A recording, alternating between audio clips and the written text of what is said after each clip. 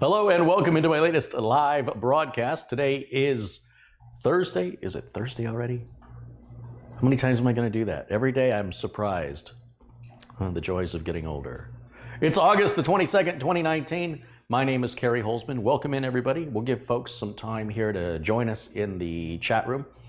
Yesterday, what a day yesterday was. I spent almost my entire day in the car picking up computers, dropping off computers. And then the computers I picked up, I worked on all night last night. So those are done and ready for me to go deliver, but I'm not doing it today. It's too hot out there. And I still have this machine to wrap up. Now, I was gonna wrap this up off camera because it's just cable management that has to be done. And cable management is not the most exciting thing in the world to watch. And there's very little you can do to replicate it because chances are you're gonna have a different power supply or a different number of cables or a different motherboard or a different case. And all of that is contingent upon the type of cable management that's possible. So really it's a creative part of the person doing it to think of clever ways to hide the cables. What's the matter, Lyle? You bored? All right, see you later. Oh, there, coming in. Hi, buddy. You saying hello? That's a good boy. So welcome in, everybody, and like I said, I'll get started here in just a minute. I want to give everybody a chance to jump in and join us here. Let's see what we have going on. Looks like the stream is feeding out correctly. Hopefully the audio and video quality are good. I was informed the link for the motherboard was the Wi-Fi version of the board that I've got in the parts list below the video. So I have since corrected that. And that should be correct now. And if you have if you notice any other discrepancies either in the links or the notes below the video, please let me know so that I can correct them. Now, there are a couple other things going on my network right now, so hopefully that doesn't impact the stream. And we'll find out here in just a moment. I just want to verify the stream is going out correctly. YouTube is making a number of changes, which is less than ideal for me to go back to the way to the way that I'm familiar with. And so what that's doing is creating a little uncertainty with whether or not the broadcast is going out properly or not. But I think everything's okay. It is a little bit frustrating when YouTube makes changes that they force upon you and don't give the viewer or the creator any choices with preferences to menuing systems or interfaces. You know, God forbid they only have enough room for one interface because, you know, it would be far too complex to have two. But one of these days, YouTube will hire people who know what they're doing, and we'll be able to add those features. I'm sure of it. I'm sure that hiring inadequate people for low salaries is just a trend that eventually will go away. I'm sure of it. So welcome in, and I seem to be having still an issue with the live stream going out properly. You would find it very difficult to believe we would only have 2 people watching. That seems unusual. So I'm going to wait before I start, you know, doing any actual work until we have a more substantial viewership here, or at least we could right now, and that YouTube's not reporting it properly, or maybe notifications didn't go out. I really don't know what happened there. Oh, I see what happened. I see what it is. We have to change this button here. And now we should be able to send notifications out that we are live. Again, this is YouTube making all these changes. So we'll give people just a few moments to jump in, and perhaps we'll give them their own little welcome when they come in here. So in the meantime, feel free to say hello in the chat room. Let me know where you're watching from. And we'll wait just a few minutes here for others. In the meantime, I want to just check and see if NVIDIA has released an updated driver because, you know, it's a new day. New day, new NVIDIA driver. That seems to be the way of things. Let me just take a quick look to see if they have updated it yet. So I'm using a GeForce 1080 card. And it says the current driver is 43602. And the driver I have installed is 431.7. Well, there you go. So 431.7 was installed on the 9th of August, 436.02 the 20th of August. So 11 days, new driver. 11 days between drivers. That's just crazy. So I'm gonna go ahead and download that. We're waiting for folks to join us. People are saying it sounds like I'm in an aquarium. What does being in an aquarium sound like? I didn't think you could really hear much underwater. Maybe while we're waiting, I'll grab a pair of headphones and listen and see what you're hearing. It should be okay though. I see the audio moving correctly when I talk. Let's take a look at that. Let me grab my headphones and let me listen in on what you guys are hearing.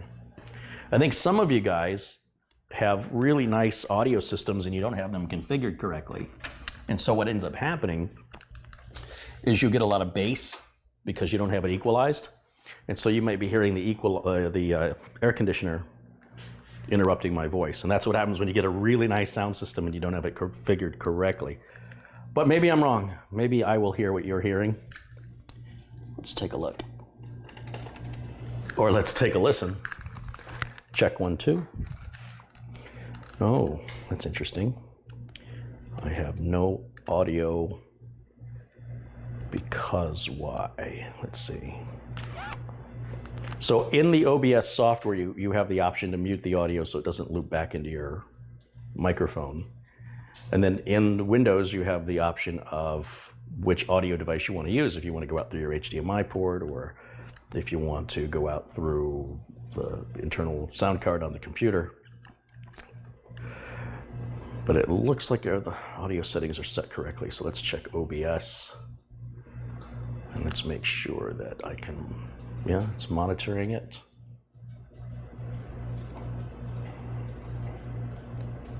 That looks good. And let's make sure volume is up. Volume is all the way up.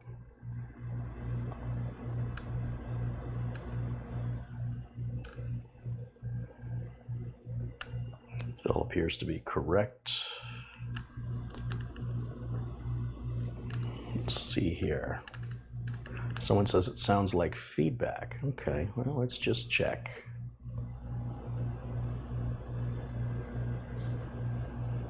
Still trying to find advanced audio.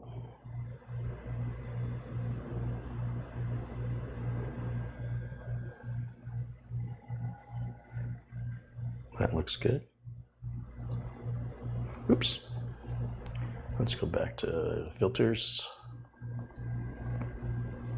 Turn the monitoring off and back on again, because it's not giving me, I'm getting no audio. I mean, I know my audio is going out, I can see it. So, should be able to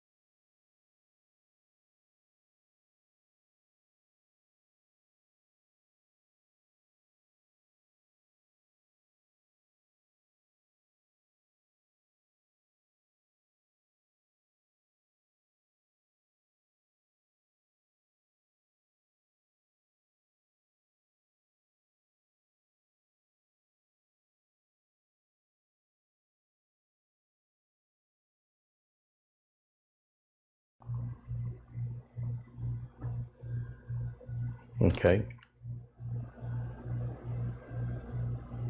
Yeah, I think that's the auto gain control on the camera. That's what I think is happening. So I'm gonna just turn the monitor off there. You know what, I'm gonna leave the monitor on. Okay, hold on a second. Let me just let me check the audio. You're gonna lose video here for a minute, but you'll still hear me. And what I need to do is go into the menuing system of the camera.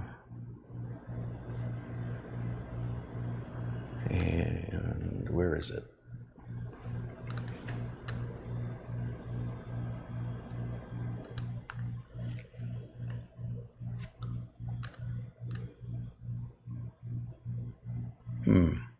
It's showing manual gain control, so I'm a little confused.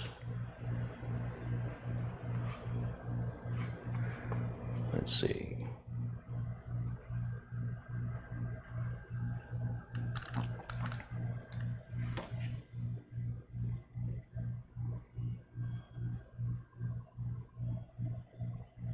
I'm still looking through the camera menuing system for audio settings just to make sure.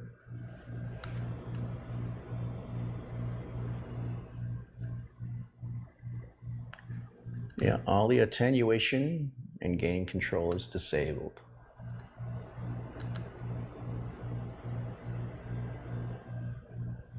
Let me try something else.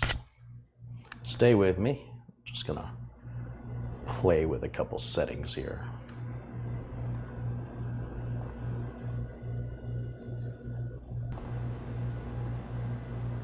Check 1 2, check 1 2.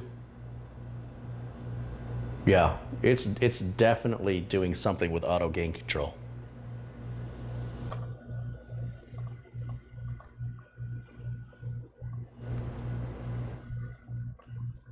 What if I try that?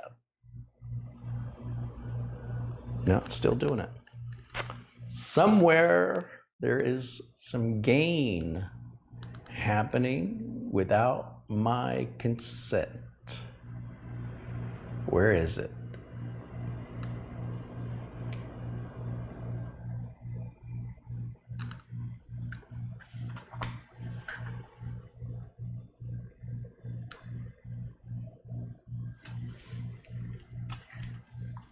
Try that. Check 1 2, check, check. Ooh, now it's overdriven. What have I done? It's really loud. Let's bring that down. Check 1 2, check. No, still. Something strange. Check, check. Wow, that sounds horrible.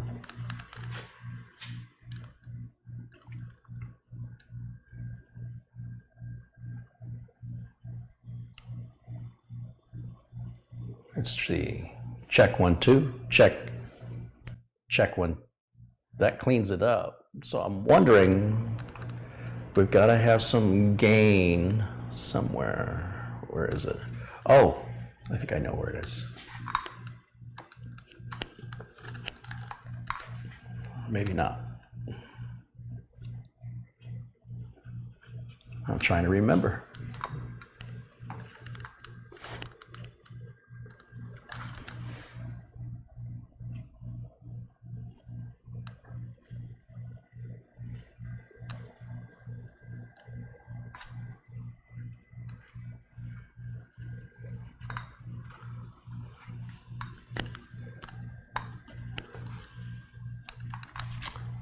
I would swear. Oh, here it is.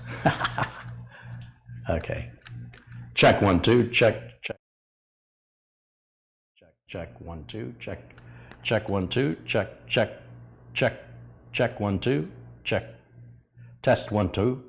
Test, test, test, test, test, test, test, test, test, test, test. Nothing, nothing, nothing, nothing, nothing.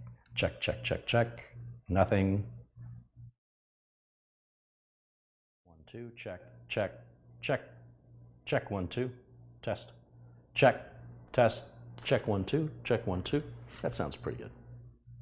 I think that's going to solve it.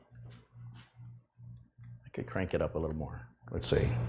Ooh, a little too loud. How about right there? No, too loud. Right there. That may be good. Let's see. 1, 2, check. 1, 2. Yeah, we'll give that a shot. See what happens. Well, now I know what those buttons do.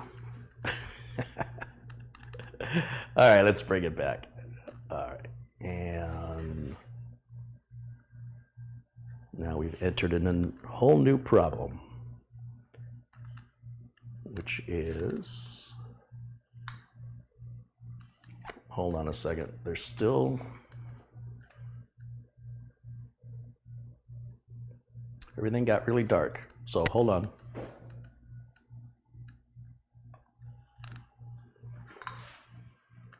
Somewhere on this camera, let's see, that's the auto gain. Exposure looks good. Color temperature.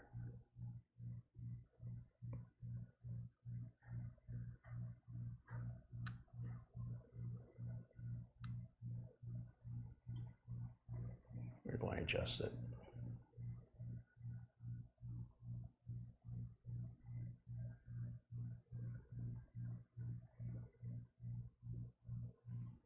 Let's see if that's any better.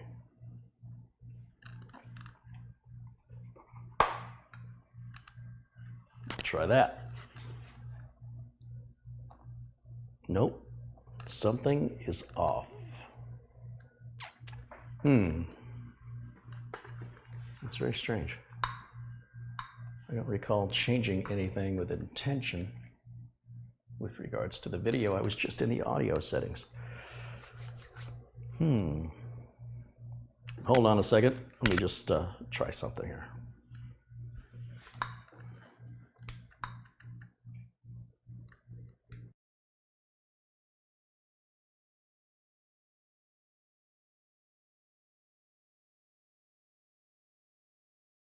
Consistent. All right, hold on a second.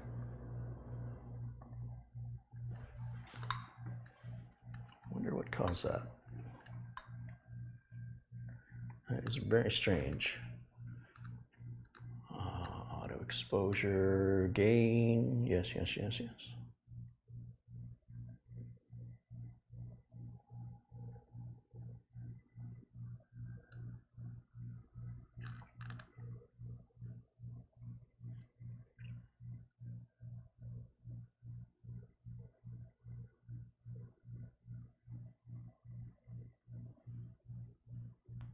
Yeah, I don't know why it got so dark.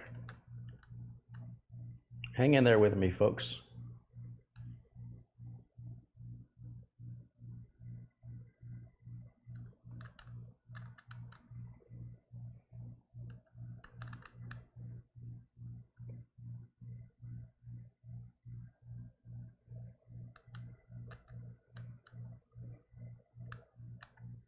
I'm still trying to figure out.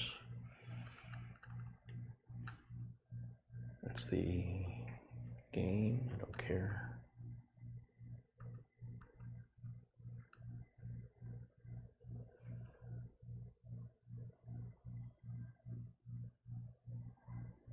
I'm just looking through some of the settings. Auto backlight corrections, good. Color temperature is good. All that looks good.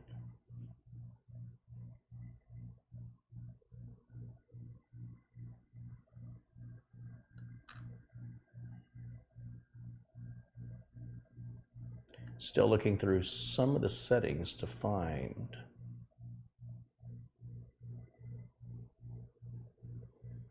where that might be. I don't see it at all. Well, this just became interesting. Let's just try something else. Let's see. Put it on. No, that looks good.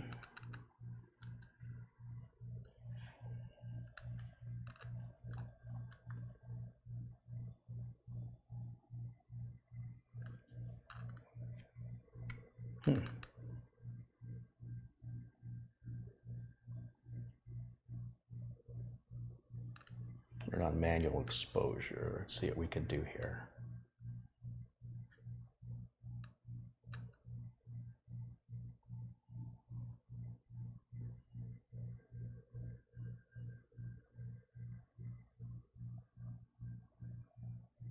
Wow, that's the aperture wide. Oh, the iris is wide open.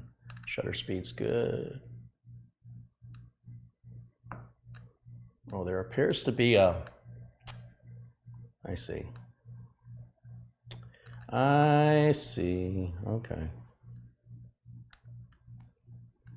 The Canon has added a gain control for the video. I've never heard of video gain before. It's usually just audio. So there's two gains. There's a video gain and an audio gain. So that's not confusing at all. Very good. All right, let's see what it looks like now. Okay, just move this back. Let's put that back over there. Turn this back on. Still looks dark. It's not too bad though. It's better than it was. I wonder why. One more thing, hold on. Turn the camera back down. And let's look for,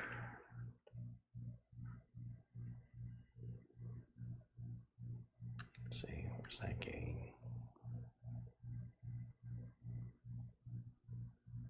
Gain.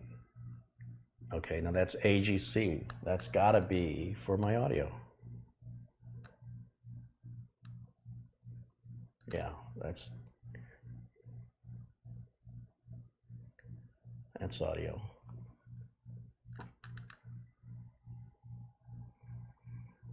Exposure compensation is not covering it.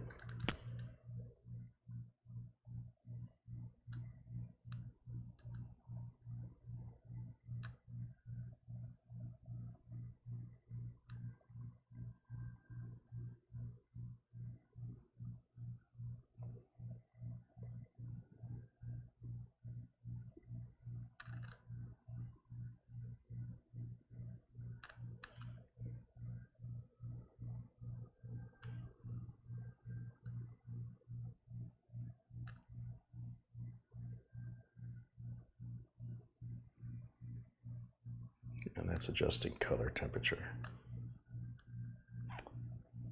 May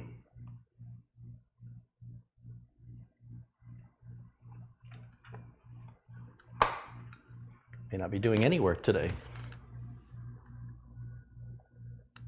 Wow, that's really bad. Wonder what's changed. Well, I fixed the audio. You're welcome. Let me put these headphones away.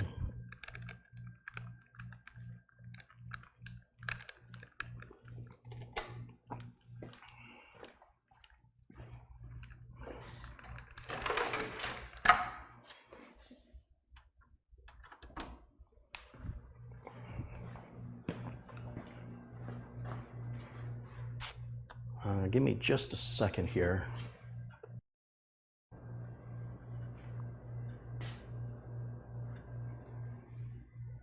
Hang in there for a minute, guys.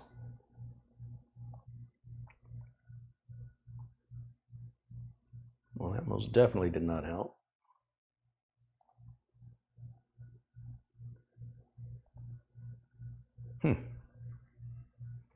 Very unusual. New problems.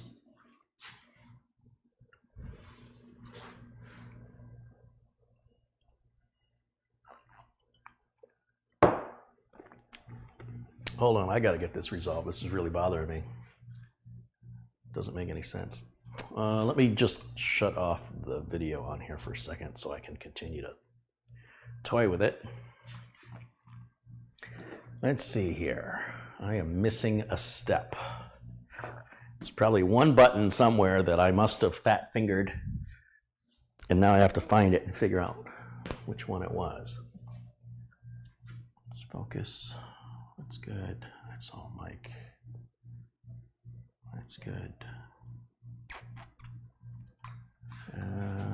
see.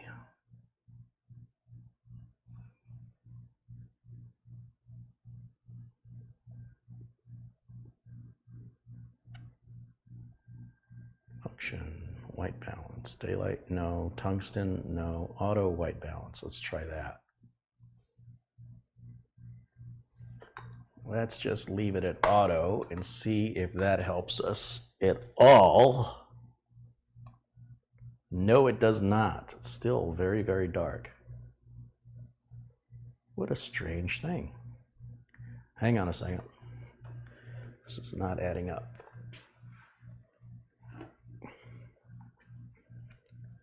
It does not look dark on the camera screen.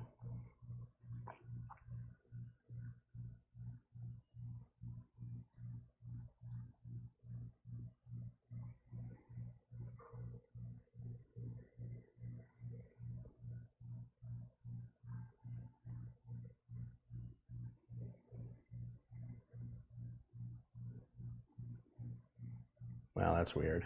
That's not helping.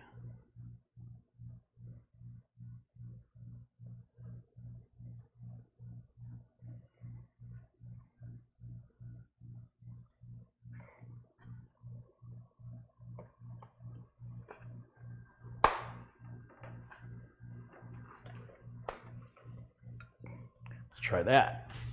Does this make any difference at all? Nope. Very strange. I want to find it. I know there's some button or feature somewhere I am missing and it's driving me crazy. Let's see.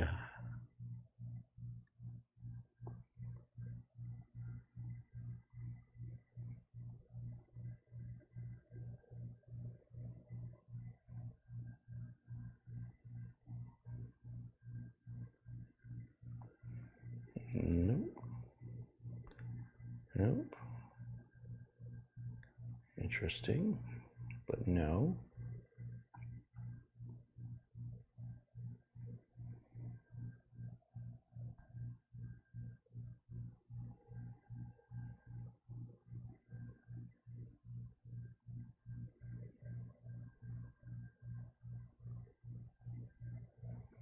Still looking through some menuing systems here, guys. Bear with me.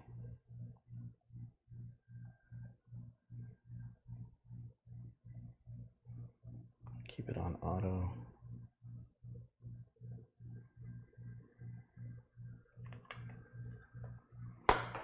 Let's go to another setting here.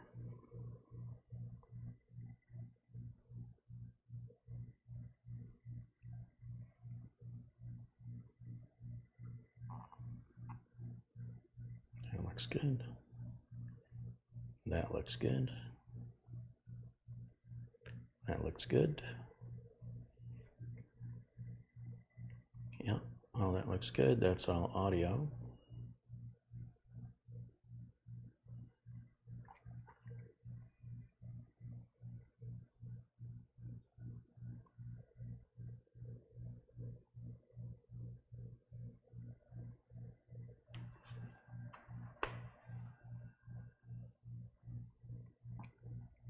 It all looks perfect.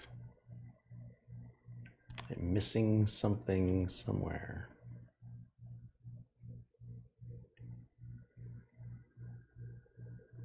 I have to tell you, it looks really good on the camera. It looks like I may have an OBS issue here. Oh, no, wait a minute. What did I change? What have I changed? I don't know. I don't know what changed.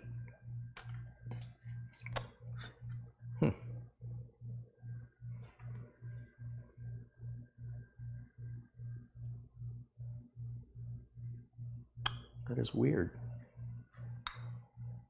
I didn't change anything knowingly. Just all of a sudden.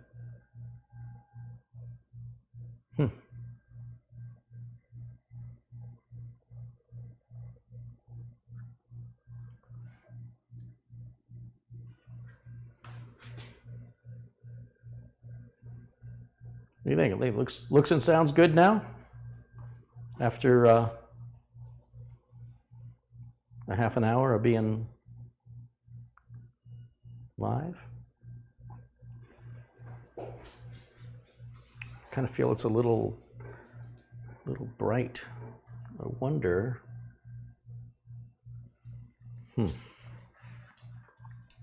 Hold on a second. Let's see if I can figure this out. Hang in there with me. I just want to figure this out here. So this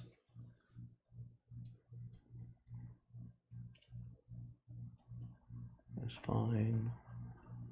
We can change the color temperature manually, and we'll put it at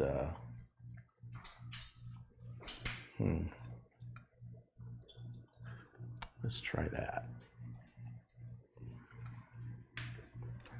See if the color temperature is causing that brightness. No, it's still really bright. Hold on.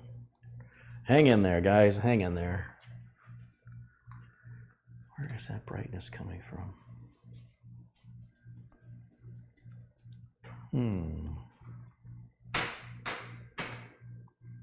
It's in programmed auto exposure mode, so that should be automatically adjusting. I wonder if it's OBS.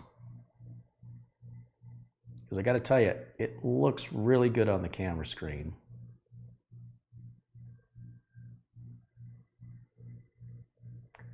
Let's see what that looks like. That may be too dark. Let's see. Oh, it actually looks pretty good. Go right there. Check 1, 2, testing 1, 2, 3. Check, check 1, 2. Let's make sure everything's in sync. Everything should look good. And then maybe we can actually do something today.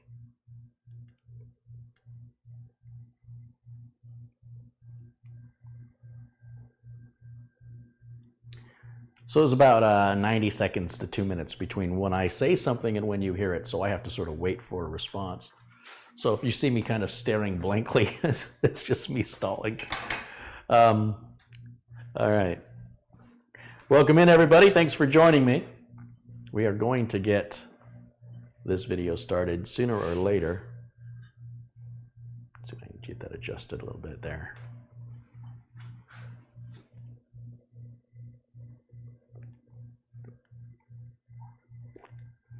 So welcome in Wesley Green, Jesse Kirk, John Feiner, Jay Toy, Steve Larkin, Chester Hughes, Eddie Milne. Welcome in, guys. And that's just the names I'm seeing on the screen right now, my friends in blue. And I want to give a special shout out to Stephen Bernstein. Stephen made a generous contribution to the channel the other day, and apparently he has outdone everybody. Look what I got in the mail today. Are you kidding me?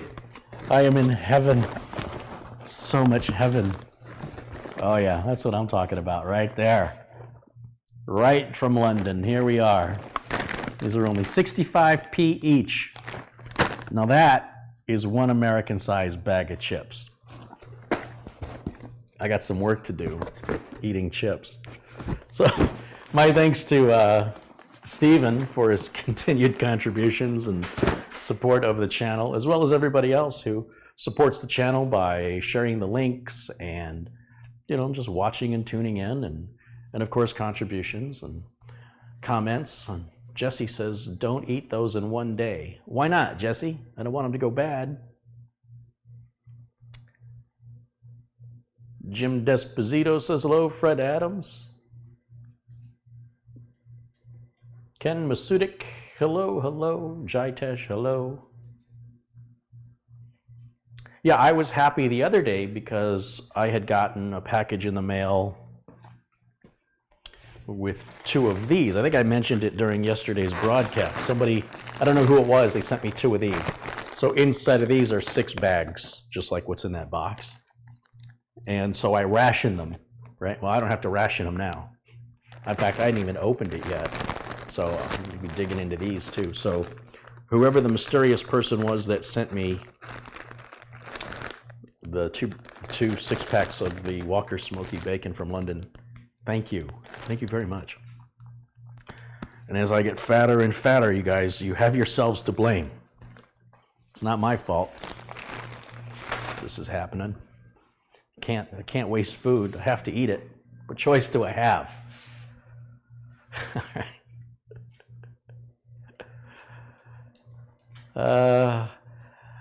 Yeah, so there's a couple other issues in the camera I've got to resolve with regards to left and right. So the camera has two external microphones, a left microphone and a right microphone. And I want them to be on the same channel. I don't want the left microphone on the left channel and the right microphone on the right channel, because everything's backwards on the camera. So the person on the right is on the left, the person on the left is on the right. And it just makes things confusing and unnecessary. And I know there's an option somewhere in the camera, I just haven't had time to look, to set that up as sharing both channels from just putting it in mono. So right now OBS is doing that for me, but I prefer to do it in camera.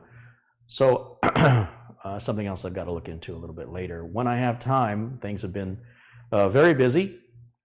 I was out running some errands all day yesterday, and I had a couple computers to drop off, a couple computers to pick up, and some computer parts to pick up for a new build. But I can't start the new build until I finish the one I'm on, and then I've got to do the cable management on the upgrade and get both of these shipped out.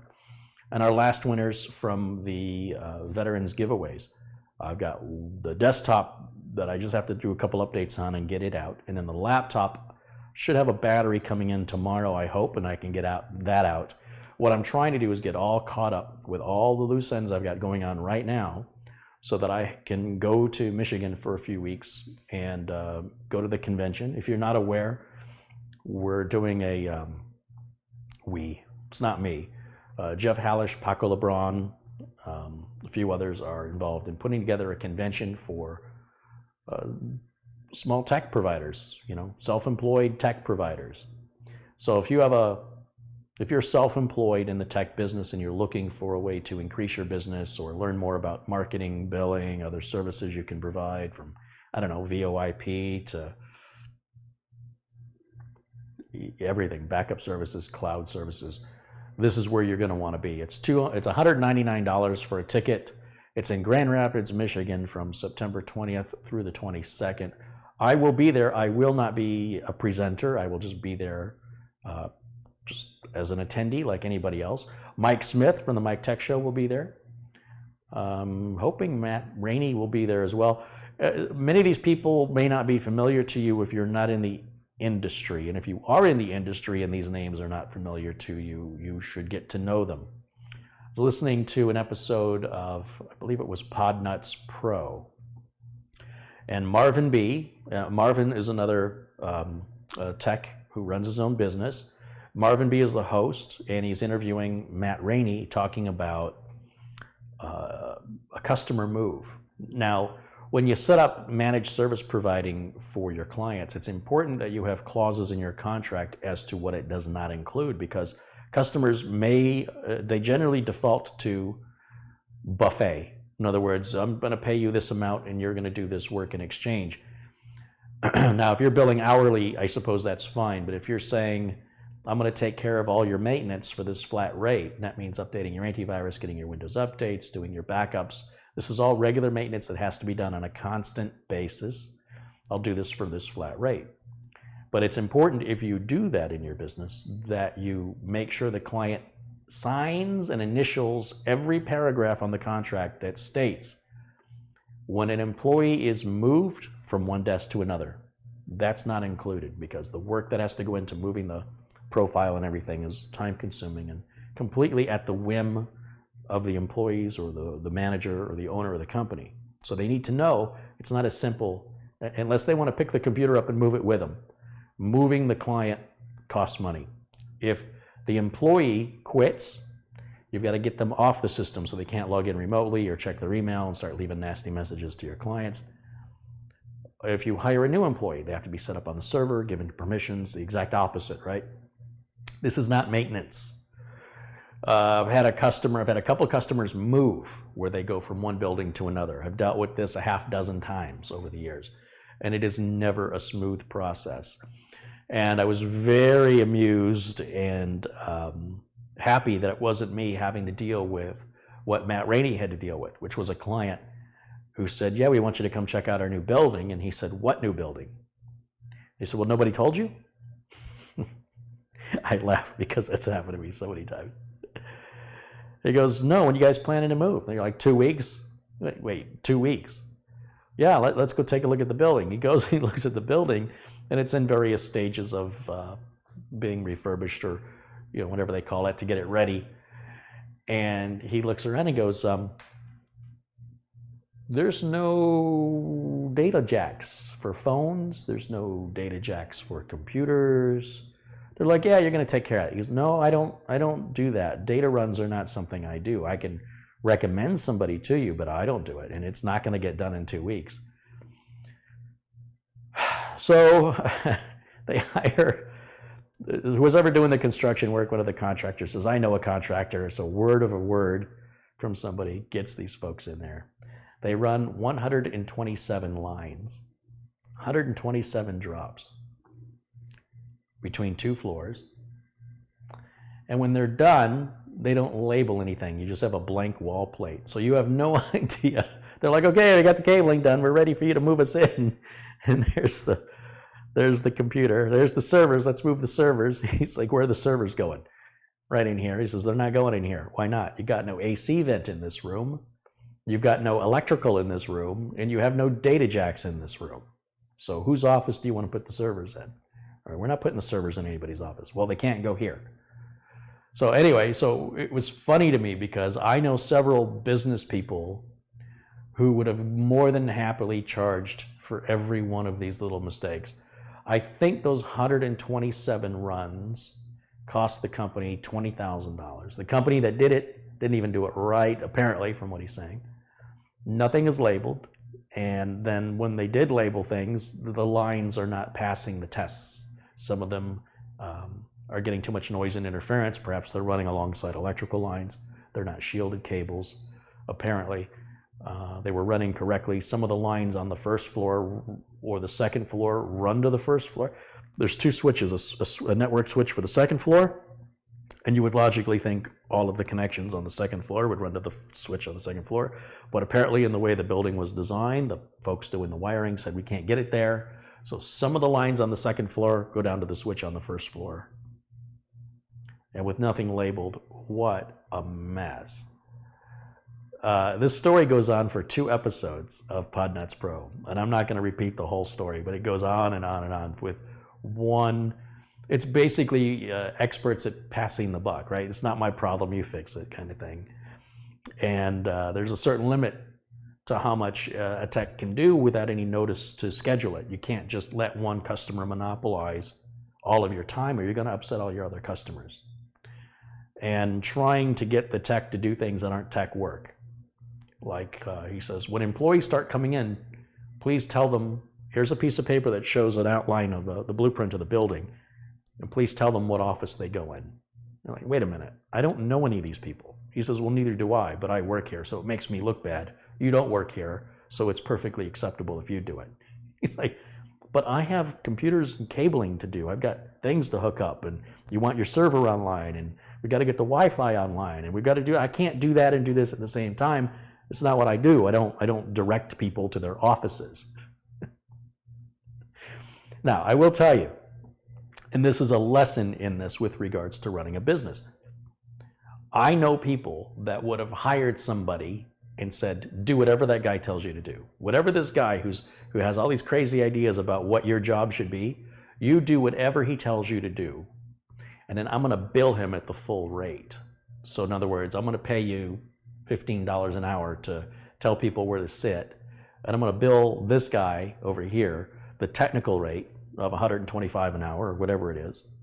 And if he wants me to go wash his car at $125 an hour, I will go find somebody that I will hire to pay $15 an hour to go wash his car, and then I'll bill him at the full $125. So where I heard Matt Rainey complaining about it, I understand, because it's a lot of stress that's being put on you. But I also saw or heard another voice in my head, which was the opportunist. It's like, I will do whatever you want me to do at the full rate. Keep me here all day, keep me here all week, keep me here all month. I would have run those cables. I would have hired a company to run those 127 cables that I know and I trust. And I would have told the customer, I'm taking care of it. Then I would have paid the company for the cabling. I would have tacked on 20%, and then I would have handed the bill to the customer. And I would have inspected the lines while they were working, while they were drawing the lines up, installing the lines. I would have been there, at least would have stopped in to inspect the work as it was happening, because the walls were not put in yet. So it's very easy to walk in while construction's happening and see if the lines are run alongside electrical lines, make sure that the cables are labeled properly. And then that way when the drywall goes up and everything gets painted and the wall plates go on, I can come back again, let me know when you're at that point, I come back again and make sure that as they're doing it, they are labeling them. And I would be using a company that I know and trust does that anyway, but I would still watch what they're doing because it appears that I'm doing it to the customer. I'm billing the customer. As far as the customer knows, these are my employees. Customer doesn't need to know any more than that. Instead of saying, I don't do that, then it created all these other problems. So he lost an opportunity to make a lot of money. And then he was left with a mess as a result of the customer trying to find the cheapest way to get it resolved, not doing any research and being in a hurry and having an unrealistic idea of how long it should take to get everything moved over. So it's a great, great story. And you'll find stories like that and more over at Podnuts Pro. It's audio only, and it's great to listen to if you're in the car. When I take my road trip, I'll be listening to a bunch of them because I just can't get enough of it. And I never seem to have time other than when I'm sitting in the car. And all I hear are commercials on the radio. It seems like they play more commercials than anything else these days. So my tolerance for that is, I see enough billboards as I drive. I get enough advertisements on my phone and Facebook and everything else.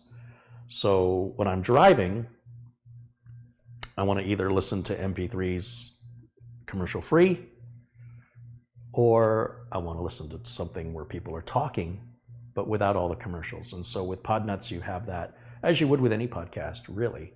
Podnuts especially, they don't do any of that in-place advertising or anything that I've ever heard.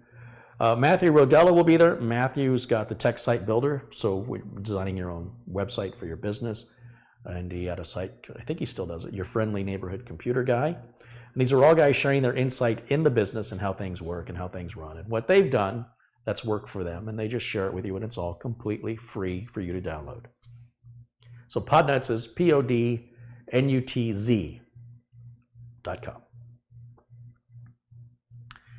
But yes, unfortunately, the stories of people in offices that are in charge of, like this particular manager that was in charge of coordinating the build out of the building, had no idea that electrical lines and networking lines had to be run until it was brought to his attention by the tech, who was not informed that this was even happening, that had been in the process for many months. Then when the employees were told, okay, we're ready for you to move into the new building, the employees didn't know they were moving. It was like, you have to stop what you're doing right this very second. It's like Friday afternoon, Friday morning. Stop everything you're doing. Whatever you're working on, save it. This is your new office. So even the employees, they got even less notice than the tech. And when they were given that notice, the new building wasn't ready to go yet. They weren't ready. So like their ISP, they needed to move their service from the one building to the other building. And the tech was asking, are you moving your IP address? Because you guys host your email, you host all that. They're like, yeah, they told us they're moving everything the same. I'm like, yeah, they're moving you the same bandwidth. They're moving you the same price, the same monthly charges. But are you getting the same IP address? Yeah, they told me everything would be the same. No, what I'm suggesting is you call and verify it so that we don't get there and find out nothing works. Doesn't happen. They move the equipment.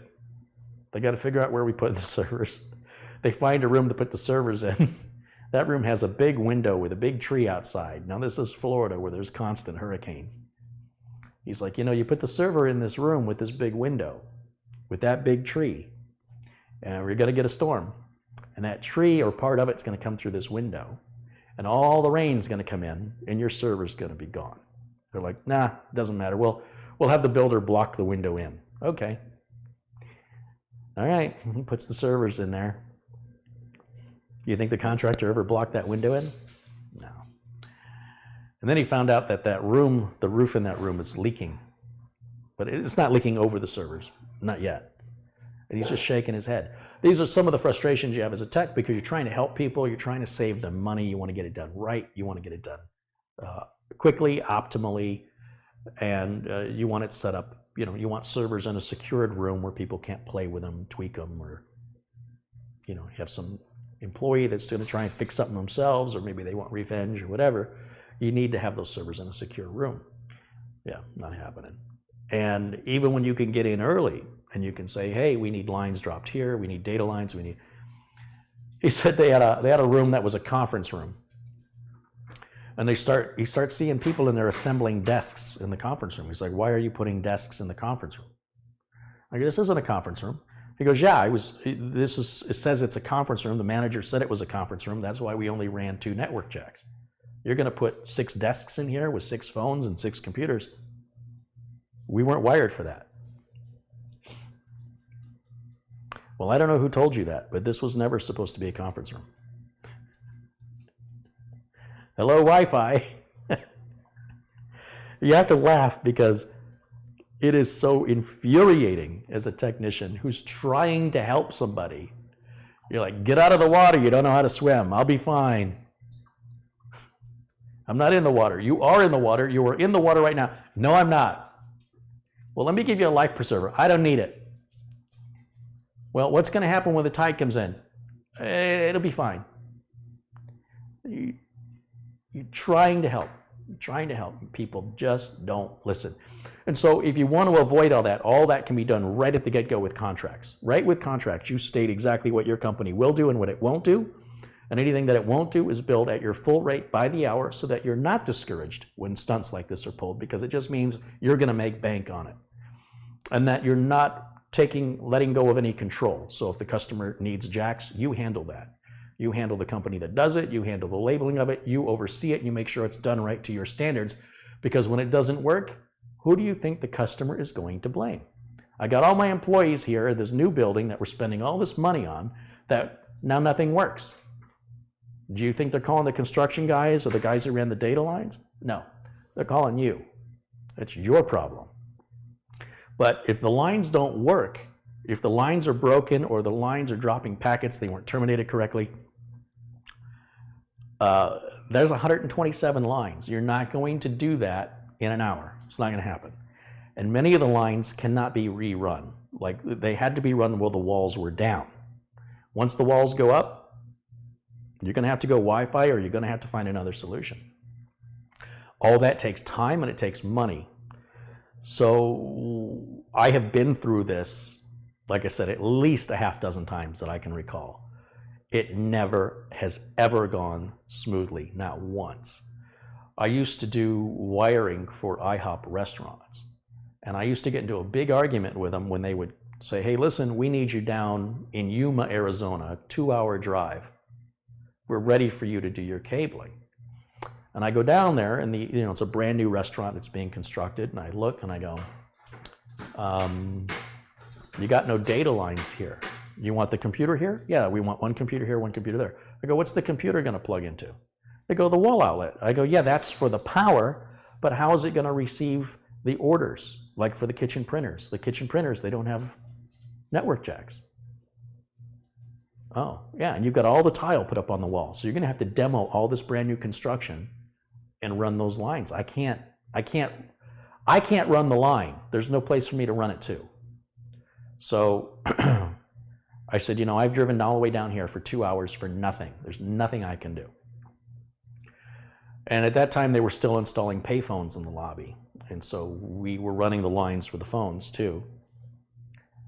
And I got smart. I had a little Canon digital ELPH camera, because this is before the days of smartphones. Because I was after about the second or third time of these mix-ups, I said, that's it, I'm taking pictures from now on. So I started taking pictures before the walls went up of where all of the conduits were for the pipes. And that meant for data and phones. And then the lobby area, and in fact, this was in Yuma, I left. They were going to fix those issues. I came back and they drywalled over where all the conduits were for the jacks. There was no idea. You knew the jack was back behind the wall somewhere, but they drywalled over it. I pulled out my camera, started looking through the pictures, and was able to estimate where it was, punch a hole in the wall, nailed it. I was like, now the phone jack's there, then they can call the phone company to have their payphone installed. They had run a conduit in the foundation, in the concrete foundation of the floor, and it's supposed to line up and go up into what is basically a big counter with a register, where when you're done and you want to pay for your meal, or it's the reception area when you first walk in, they say, table for two, whatever. There's a counter, and on the counter is a cash register or a computer that works as a register. And I took photographs of all this stuff. Because I couldn't work there the first time, I was 2 hours there, 2 hours back. A week later, they say we're ready, 2 hours back. Now the conduit is 1.5 feet away from the counter. So imagine, if you can picture this, you walk into this restaurant, and coming out of the floor is a pipe about this far out of the floor, and then 1.5 feet beyond that is the counter with the reception area and the computer. So that pipe or that counter, that pipe was supposed to go underneath that counter, or the counter was supposed to go over the pipe, depending on your perspective. I'm like, how do I fix this? What do you want me to do here? I can run the cable through the conduit and bring it up, and then what, run it across the floor so the customers can trip over it? I mean, it looks terrible. It's a hazard. It's not safe. It's not secure. Somebody screwed up. Let me talk to the guy who does the blueprints. Let me talk to the architect. You're like, nope. And so this architect keeps making the same mistakes over and over, store after store after store. We're building the exact same stores, the exact same blueprints. The stores only have one of 3 layouts. The data jacks, the power jacks, they should all be part of the standard layout. Wherever these counters go should be standardized, because every store is one of 3 models. So let me talk to the guy. Let's get this fixed so it'll never happen again. No, you are not talking to that guy. So there's a certain sense of helplessness where they want you to wave a magic wand and fix it, make it okay, and do it cheap and do it fast and get it done now. Okay, I don't know what you want me to do about that. And I'm trying to remember how we resolved it. I know they had to cut that pipe, and then they just tiled over it. And as to how we ran a cable to that register, I can't remember how we did it. We couldn't go back in the foundation. That was solid cement now. That had to be done before the cement was laid down. I came up with a solution. I don't remember what it was, and it worked. I wish I could remember, but I do remember the problem, and it was a very unique problem. So yeah, it was, there's some fun stories. So if you're interested in becoming a tech, or you are a tech and you're interested in hearing other stories of tech life, go to Podnuts, podnutz.com.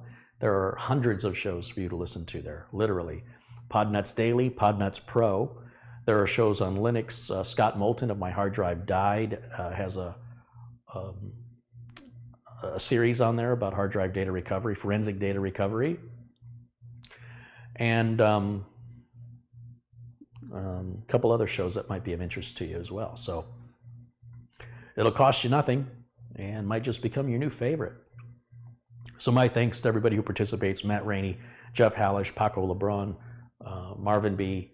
These are the guys that are dedicated to putting those shows out. Shows you probably never even listened to. And they've dedicated their time into producing and creating these shows. And it's all for free.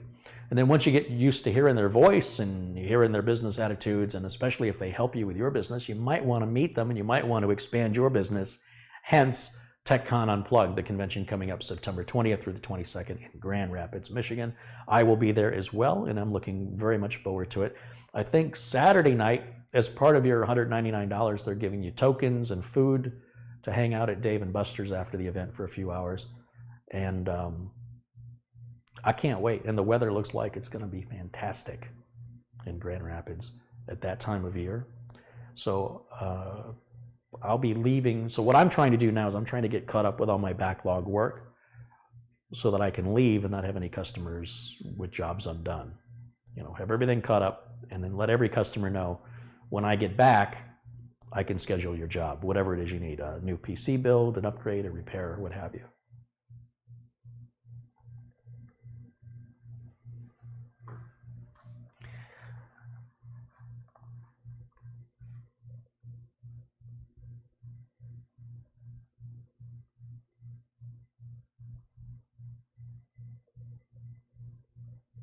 Madi UL has contributed $5. Thank you, Madi.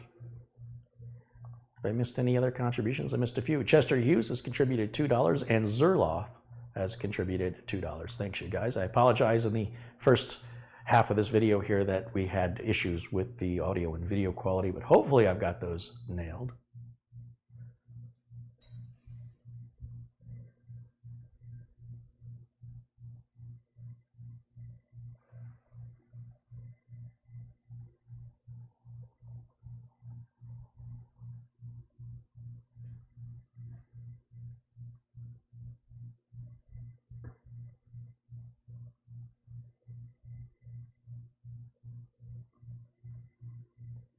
Just looking through the comments to see what I've missed. I need to bring Matt Rainey on here and talk to him. I think he's got some great stories. Andre says, I'm a computer tech here in Portugal, and I've learned many things with your detailed videos. Keep up the great job here on YouTube. Well, thank you, Andre. I appreciate that very much. And my ancestry is Portuguese, my mother's side. So, birds of a feather.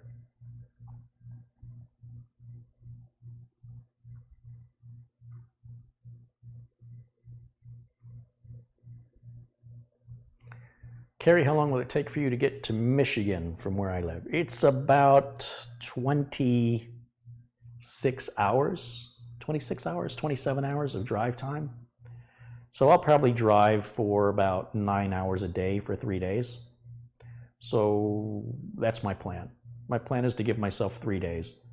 Now, Subaru Mike, who is from Wisconsin, if you're not familiar with geography, that's right next door to Michigan, he will do the trip nonstop. He will drive the straight 20 plus hours, which I think is insanity. So I'm going to take my time. One of the things I enjoy about driving, especially here in the United States, is there's so much to see. Not in every state. There's not a whole lot to see in Iowa or Nebraska. I mean, you sort of get to see it, and then it doesn't change for several hours. Look, amber waves of grain.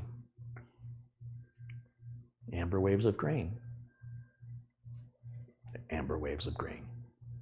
But then as you enter other states and you see these different ecologies, and it's kind of fun to see all the different local chains of restaurant chains. In Iowa, they have a restaurant chain called Made Right, and it's like Maidrite, and it's fast food. It's like a burger chain. Or maybe it's Maderite. Anyway, it's spelled wrong. So if you can't spell it right, I'm not quite sure I'm trusting your cooking. The worst thing for me is to go through another state and to eat somewhere that's a nationwide chain that tastes exactly the same as where I live. The whole point of traveling to me is to experience the local culture, and the cultures do change. The culture of California is different than the culture of New York, which is different from the culture of Alabama, which is very different from the culture of, let's say, Oregon or Washington. So just as you have different cultures across the countries in Europe, countries could be neighbors, whether you've got Italy and France and England, Germany, they're all different cultures. And yet, distance-wise, when you look at the United States, we're covering a very similar long range like that. And as a result, there are significant culture changes. It's very strange to get out of the car in the southern part of the United States and hear that twangy accent and everybody says honey and sugar. Well, there you go, sugar. All right, honey. And it's weird. To me, it's weird because we don't talk like that. And so if you're not expecting it, like me, I don't think about it. I'll just go stop in Arkansas to get gas, and I go to pay for it, and y'all have a good night now, you hear? I don't suppose that's right. That was more Texas or Oklahoma. But anyway, you understand what I'm saying, and it's kind of fun and interesting, as well as the local foods. foods are very different, say, in New Orleans than they are in Detroit. The foods are very different in Washington than they are in Florida. It's very, very different. Alex says the Made Right are the best loose meat sandwiches in the world. They are well aware the spelling is incorrect. You will never taste a better. I know they know the spelling is incorrect. It's just my little joke. Very little. I'm driving along in a state I don't live in and I've never been in before, and I go, well, that's not right. But it says it is. It says Made Right, but clearly it's not. So how can I believe anything they say? It's a joke. Don't read into it.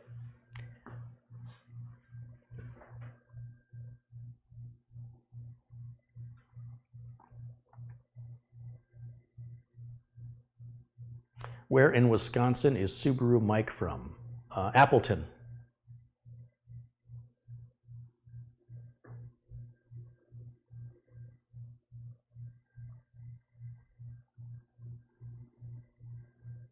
Thomas Carter has contributed £2. Thank you, Thomas. Carrie, do you recommend that ASUS PCIe AC88 Wi-Fi adapter? Yes, it's what I was using on the streaming computer. It's about the 4th or 5th one I've installed. In fact, I had to take it out of the streaming computer because I kept forgetting to hook up the hard line, the Ethernet wire, and I would broadcast, and every once in a while I would get little dips or issues because it's Wi-Fi. It would be good for like an hour, but I think it was heating up, or the router was heating up, and after that much bandwidth at that rate for that much time, I started to have problems. Then I realized there's no reason for me to be on Wi-Fi. I just need to run a cable. So I had to remove the Wi-Fi to force myself to run the cable because I can't even obviously get set up to broadcast without it.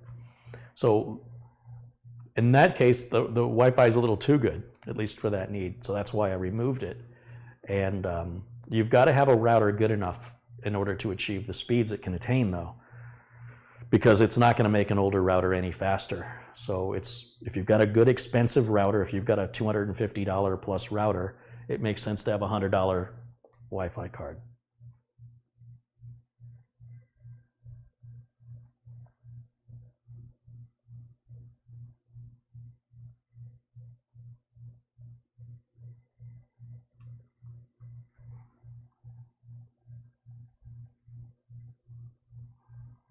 Adam says he's 60 some miles from Appleton. Yeah. Now me, I've never been to Wisconsin, oddly enough. When my family traveled in Michigan, we always went east. We never went west. All the relatives are in New York or Pennsylvania or Florida. So when we traveled, it was Ohio, it was Kentucky. We did everything we did as a child in the 70s. We always went east. Need to ask my dad about that. So I've never been to Wisconsin. I've never been to Minnesota, or North Dakota, South Dakota. I've never been in Montana. So these are places I still need to check out. And I have a feeling Wisconsin's very similar to Michigan in culture and in weather. You know, I think it's very similar. I think it is. I mean, we're not big on the cheese and the beer and the bacon like they are in Wisconsin, as we are in Detroit. So there are some cultural differences, but I think it's probably very similar. Ohio's not really all that different either, as much as, you know, Michigan State hates Ohio State. I think it's because they're so similar. Uh-oh, I might have said something I shouldn't have. Viable Solutions says, greetings from Ireland. Hey, welcome in, Sláinte. See, that's the one Irish word I know. I will use it over and over again, every chance I get. Where is Jimmy? Jimmy is hanging out somewhere. Samuel Kowalski says, greetings from Pennsylvania. Hey, Samuel. Brett Hibbs says, Minnesota is like Michigan too. So the one thing I can tell you about living in Michigan is if it was a particularly cold and snowy day, what they would say is, well, at least we're not in Minnesota, because Minnesota is known for being much, much colder and much more snowy. But I've never been there. One of these days. One of these days.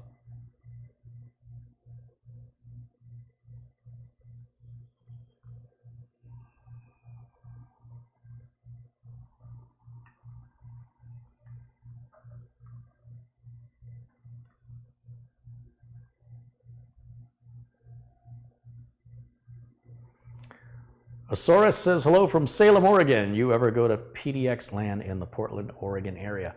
I've only been to Portland twice. I've been to Portland twice. One time was in the early 2000s, and most recently was around 2013. I was in Portland, hiked Multnomah Falls. It was all a road trip, came up from Phoenix through San Francisco into Coos Bay. They have like a mail jet boat ride there, somewhere around there, Coos Bay. And then did the Sea Lion Caves, Silver Spring Falls. They have this amazing waterfalls in Oregon. What else do we do in Oregon? There's a little zoo, there's an aquarium, checked all that out. Actually, I don't think we made it to the zoo. We did do the aquarium, checked out some lighthouses, kind of went up the coast and then came down the 5. So just the first half of Oregon, when you go from the water to the Interstate 5, everything that is west of the Interstate 5 is nothing. My brother went and he did something I didn't think to do. There's a big dairy out there called, I'm going to come up with it. They do cheese and ice cream and butter. And if I'd have thought of it, I would have gone, but it's a little off the beaten path. It begins with a T. I'm sure somebody in the chat's going to tell me what it is. It's very, very good. I mean, I don't know how much of a tour it would be to go see it, but because I enjoy the quality of their product, it'd be kind of something to do. Just trying to think what that's called.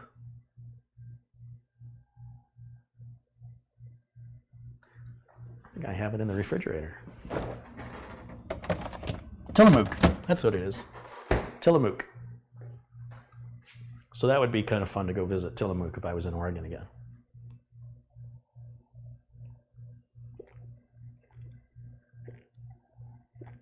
Darkly Devious says, in London, we always say when it's too hot, at least we're not in Phoenix. Agreed. Agreed.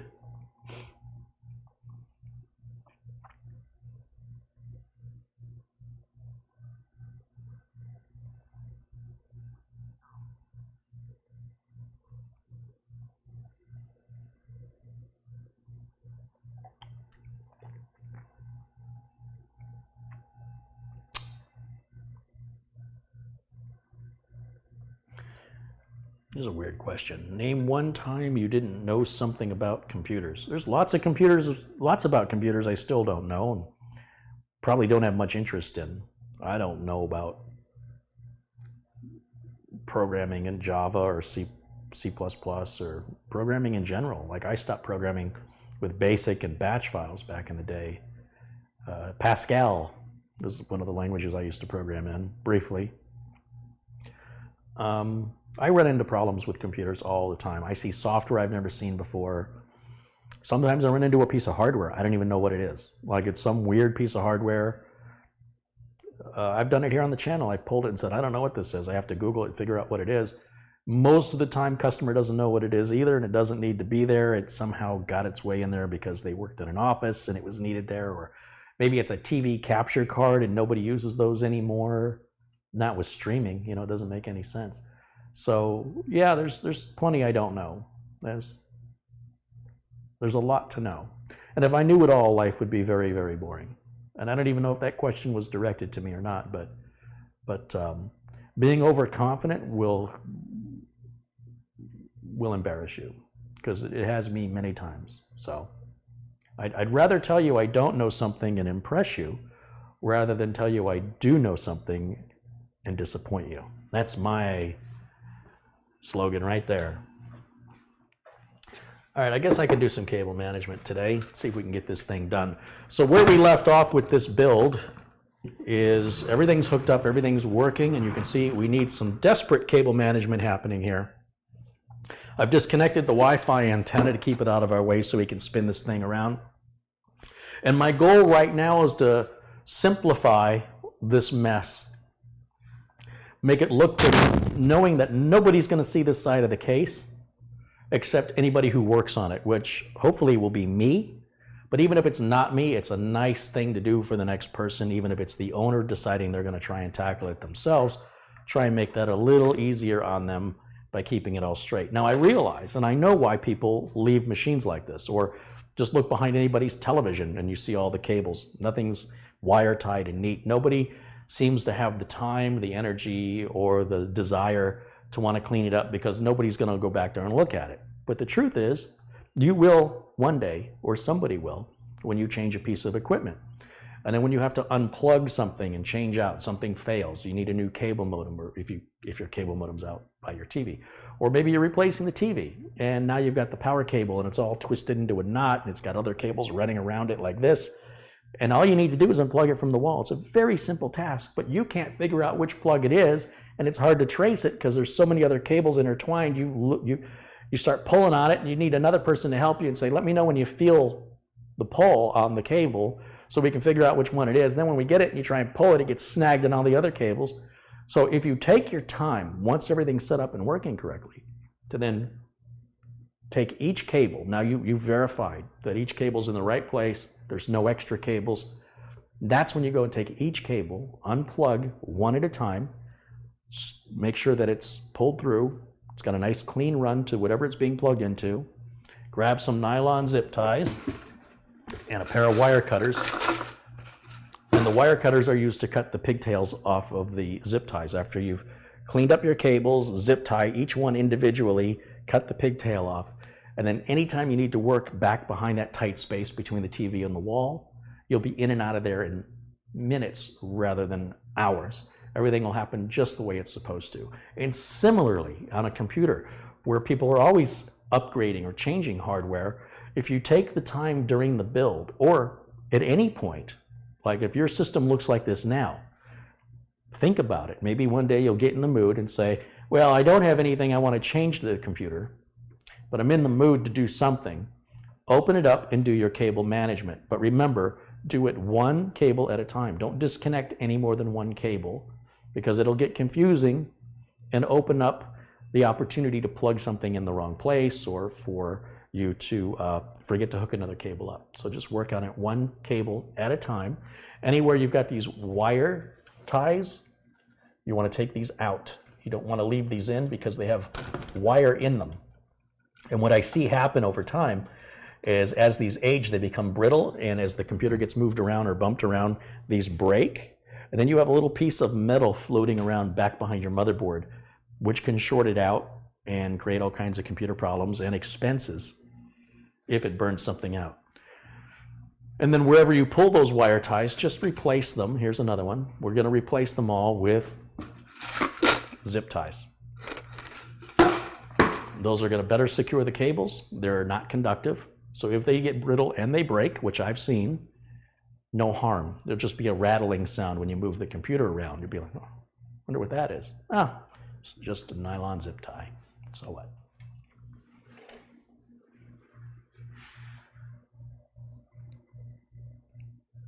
There's the wire. Now, what did I do to expose that wire? Did I take any tools? Did I do anything? All I did is I was straightening this wire tie, and when I straightened it, the end came off of it. There's bare wire. So if I left that in the system, and that bare wire grounded out against the back of the board, it's bad times. All for what? How much time does it take to take those wire ties out? Even if you don't replace them with a zip tie, just take them out. Catherine says she uses Velcro cables. Yeah, whatever you want to do to manage your cables, it's all well and good. Yeah, no problem with any kind of wire management is better than none. And certainly no wire management is fine. Just make sure all these metal wire ties are removed. There's another one. Here's another one. They are not meant to be left in the case. They're just there for shipping purposes. Once you've received your computer case, and this is all the way the case ships, make it a conscious effort to go through and look for those. And like I said, you don't have to replace them, but you do need to get them out of there if you want to avoid future problems.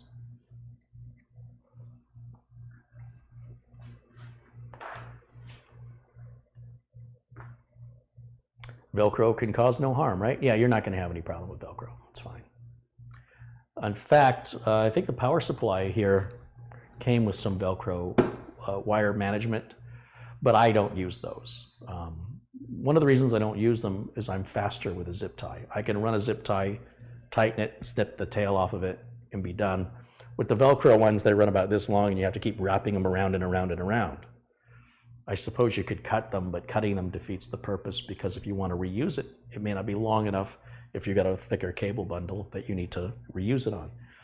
So that's my hesitation with using the Velcro wire ties. They just take more time. And I can also cut a nylon zip tie just like that. With a Velcro wire mesh, I have to keep unwrapping it, and peeling it, unwrapping it until I get the whole thing off. Like I said, if you're just trying to wire tie 2 wires and your Velcro strap is this long, you'll just be wrapping. So for me, it's inefficient. I don't care for them. But if a customer brings me a machine with Velcro wire management, I will remove it as necessary and put it back the way I found it, or better than it was, using the same Velcro, because obviously the customer wanted that. But if I'm building, cable ties is the way I go. Velcro, not Velcro, nylon zip ties is the way I go.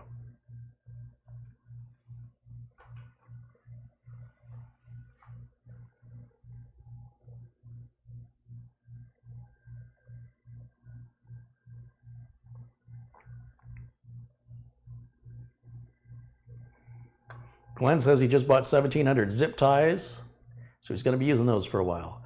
I go through about 1,700 zip ties in about 6 months, 6 or 8 months, I would say. Kerry, what's the weirdest computer problem you had to diagnose?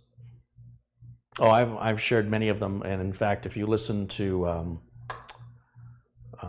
the Tech Vets episode, show 146, which is here on this channel in my videos, sort of has a Twilight Zone looking thumbnail. That's all filled with stories like that. Check that out. There's a good hour and 10 minutes, I think, of really bizarre tales, both from Mike Smith and myself, that we have personally experienced. They're not word of mouth or, I heard somebody tell me this story. This is what we actually experienced. There's over an hour's worth of those head scratchers where you're like, really?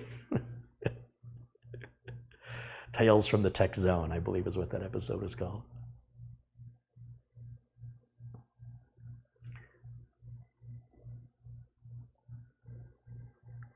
Kernis says, I bought one of those tubes of zip ties from Menards many years ago. And about half of them are defective and don't hold. Well, plastic will get brittle over time. You could buy a bag of rubber bands and stick it in a drawer and then go to use one next year. Find out when you go to stretch them, they just snap. They just break off. They get brittle. Well, nothing lasts forever. The good news is, whatever you paid for it, I can assure you was cheap. Go buy fresh ones. I bought some bananas at the store 2 years ago. You want to try one? At a certain point, you need to replace items that age if they're not being used and they're not being maintained. If you stick literally just about anything in a tube like this, it's going to degrade. If I put jewelry in here, it will probably, gold will turn dark, silver will turn dark, it'll tarnish. Just that is what time does, an oxidation. I suppose if you kept it in a vacuum, but that would cost more than the zip ties. So the good news is they're cheap. Don't buy more than you think you're going to use, because when you go to use them, you might find they're brittle and won't hold. Kerry, was there any build you completely refused to do for a customer? Yes. Yeah, well, I've run into that a few times. He says the latch on the zip ties. Oh, then you just got crappy zip ties. All right. Yes, there was one system that a customer wanted me to build, which had a whole lot of hardware that they spec'd out, and they were coming from nothing, like literally nothing. And I said, why are you going from nothing to this overkill? And they said, well, we're going to grow into it. I said, this is a bad idea, because you're spending the money now. When the technology is evolving, you might find out something else replaces the thing you plan on growing into with something that's faster, cheaper. And he says, well, but I'm the customer. This is what I want. Whatever happened to the customer is always right. I said, well, it doesn't really work at a doctor's office. I mean, you don't get to go to the doctor's office and say, I need some fentanyl. Write me a prescription for oxycodone. Good luck. I mean, if you know a doctor like that, let me know his name, because, kidding. I have to support whatever I build, and this is what I told the customer. I said, it's not a question of the customer always being right. It's a question of me needing to stay in business. And if I build the system the way you want it, it's going to be a nightmare to support it. It's going to have problems all the time, and you're going to need a lot of training on how to use it, and I just don't have that much time. I don't have time to come here and fix it every single time it breaks. It's going to break a lot. This is an inferior design. This is not the way I would recommend. If you're trying to resolve 3 different issues, don't try and resolve them all in the one computer. You have one computer for this task, one computer for that task, and if one thing goes down, you're still not down with the other 2. By putting all your eggs in one basket, you're increasing the odds of having a problem, the severity of that problem when it occurs, and how it impacts your business and your ability to be productive. And you're increasing the pressure on me on what you will assume should be a warranty issue, since I'm the one who built it. So no, I have to design it, or I have to approve its design if I'm going to build it, because I'm the one held accountable to support it. And if I'm spending all of my time, or too much of my time, doing free in-warranty repair and support, I'm not making any money. And if I'm not making any money, I can't pay my bills. And if I can't pay my bills, I don't have a business. I may not have a home. So tell me again about how the customer is always right. So that's sort of how that conversation went. But yes, that's happened a handful of times.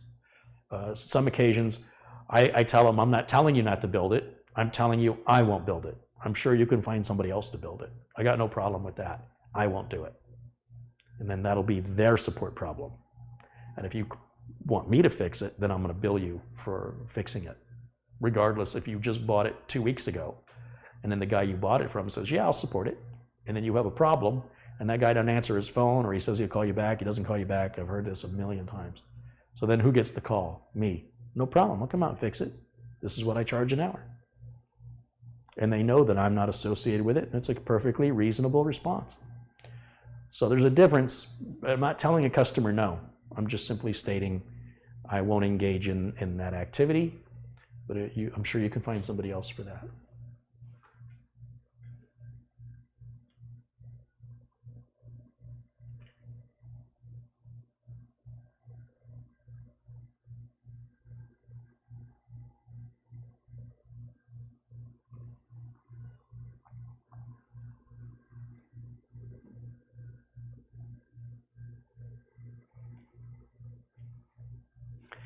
Ryan says, if my ISP runs their internet over Ethernet, do I need a modem? If my car runs on the road, do I need tires? What? You can't get internet except over Ethernet. There's no other way to get it. I'm confused. I'm sorry I can't answer your question, because your question doesn't make any sense. Wild Ones contributed 10 Australian dollars, says, love your channel and our community. Here's another contribution. Kind regards, Steve Wild. Hey, thank you, Steve. Thanks for your continued support. Great to see you in here in the chat. What else do we have here?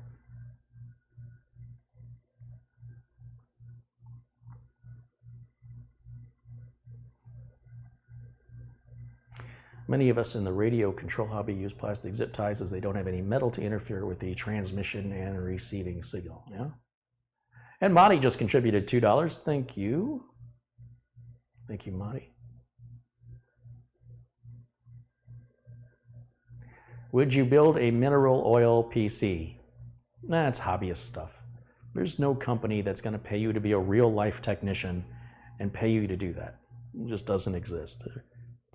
People that watch YouTube videos are often brainwashed into thinking that the vast majority of tech channels on YouTube represent being a technician. There's a few of them out there, but the big channels, the ones with a lot of subscribers, they're there just for entertainment and hobbyist type activities. It's nothing you can sustain a living doing.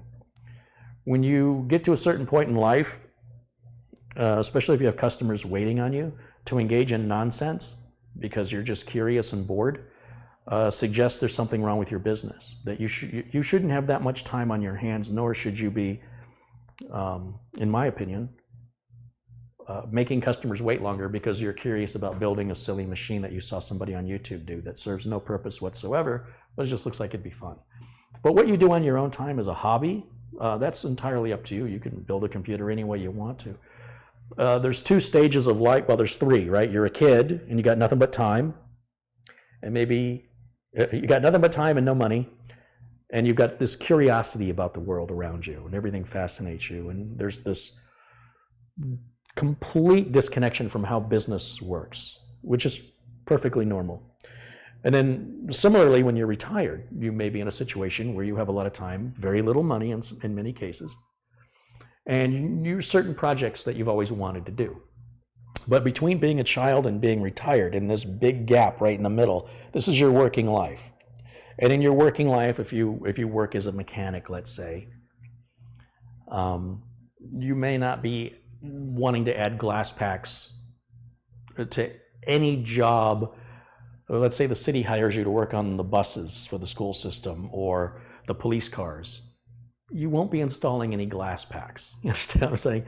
It does nothing at all for the vehicle other than make it noisy.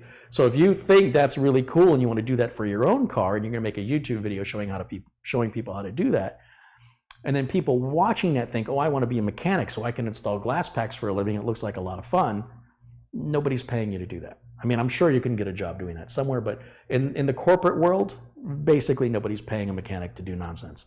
You're there to get a job done that results in productivity so the company can make money. That's how they can afford to pay you. It's not about, we got nothing to do today, so let's just throw some glass packs on, or let's put a computer in mineral oil. That's just people with too much time on their hands and perhaps a little too much money. I encourage education and experimentation safely so you can gain more knowledge, but how that knowledge works practically in real life, in the case of a mineral oil PC, I don't think it really impacts you as a technician. It doesn't make you any better knowing that, having that skill. It just might be a way to fill time before you die. You know, something to do, something I can spend money on. That being said, if somebody wants to pay me to do it, if somebody wants to provide all the equipment, I'm sure with enough money, we could make a video on it. Not quite sure what value that has any more than a cartoon as far as educational content. It may be very entertaining to watch, but it doesn't really do anything other than entertain. It doesn't really serve any real purpose as far as helping your customers, staying in business, and trying to convey educational content that's relevant in the real world. So that's my view on that.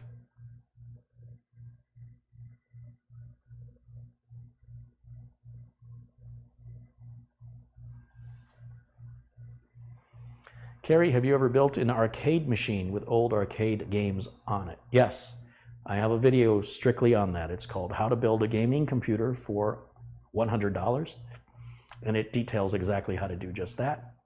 I've got over 800 videos in my library, and I would encourage you guys to check some of those out. I think you'll find I've done content that you haven't even thought to ask about yet, so check it out.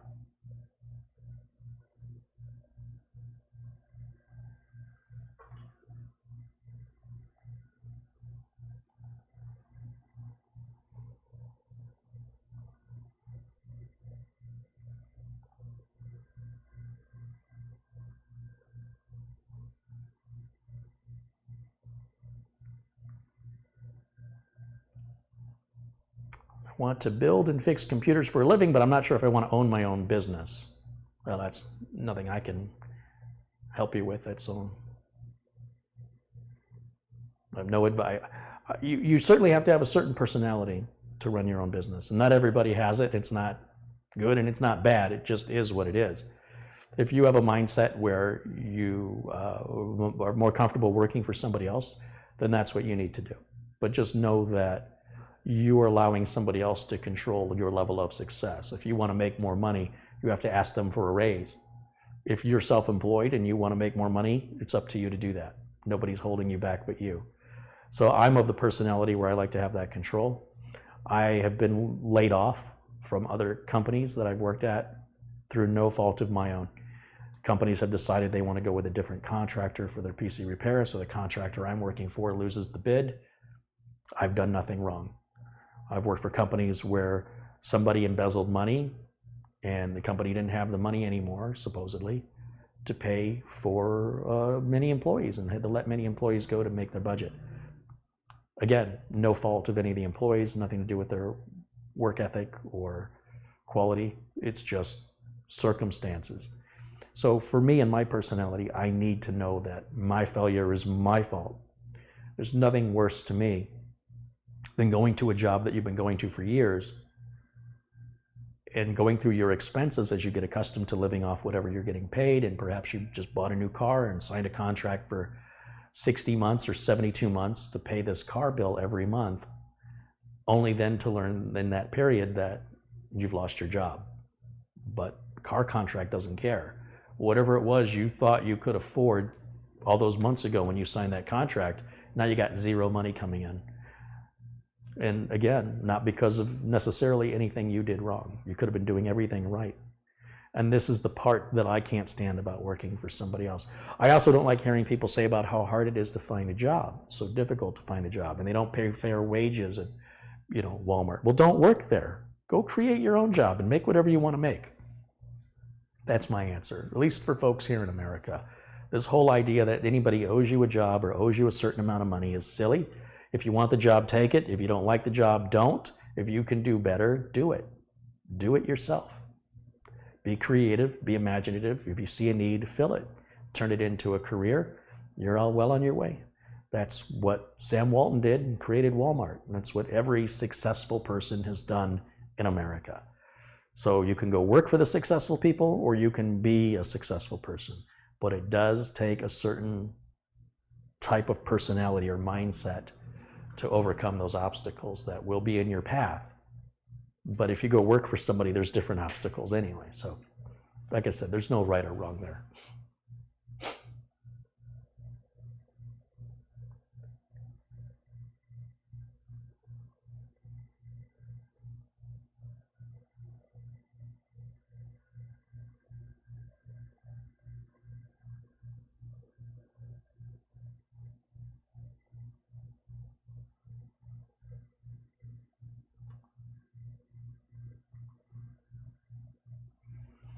Carrie, how old were you when you built your first computer? I didn't build a computer on my own. I worked for a company where I was trained, and that was 1991.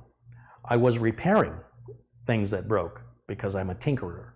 When I was a child, I took apart a watch, couldn't put it back together. I had a train set, so I was understanding electronic circuits early. When you put the train tracks together, train's going to run off the tracks if it doesn't complete a circuit. I was interested in soldering and in little electronic kits and wire repair, broken wires I could fix, simple things. I was doing that throughout my childhood all the time, building rockets, Estes model rockets, building those and launching those, including building my own custom launching mechanisms. Go to Radio Shack and buy the plastic box, get the toggle switches and the LEDs and the battery holder and solder all that up and put a speaker on it and a countdown timer. Yeah, that was all just fun for me. And then it just was a gradual. When the first IBM compatible computer I bought, a friend of mine built it. And one of the first things I wanted to do with it was go online to the bulletin board systems, because there was no internet. And the modem wouldn't dial out. It was an ISA modem card plugged into the motherboard. And called my friend who built it, and he wasn't available. There was just an answering machine. So I took the lid off of the computer. This is one of the desktop computers, that a monitor sits on top of. And I saw this ribbon cable going from the modem to the board. And I noticed it looked like it could come off, like I took it off and I looked at it. And it didn't appear to have anything that prevented it from being turned 180 degrees and going right back down. And I thought, well, maybe it's just on 180 degrees backwards. It wasn't keyed in any way. And I didn't know how to read the cable or the board. I didn't know that stuff back then. I just said, does anything prevent this cable from being turned and going back on? Nope. Well, let's try that. And it worked. That was the very first IBM compatible computer repair I ever did on my own machine, which wasn't even a day old. And I was chewed out by my parents for it. You just paid $1,200 for this and you're already taking it apart? You don't even have a job. And that would lead to this. So, yeah. My friend did me a favor by not answering his phone. Or not being available, whichever the case. Either way. The sad part is, I can't think of that friend's name. I can see his face. I know his name was Robert. And Robert was about 10 or 15, I was about 10 years older than me, 10 or 12 years older than me. I have no idea what his last name was. I haven't heard from him in decades. He just vanished. I don't know, people just fade, get ghosted. No particular reason why that I'm aware of. Sure would be nice to talk to him today. I have no idea what his last name is. I just remember his name was Robert.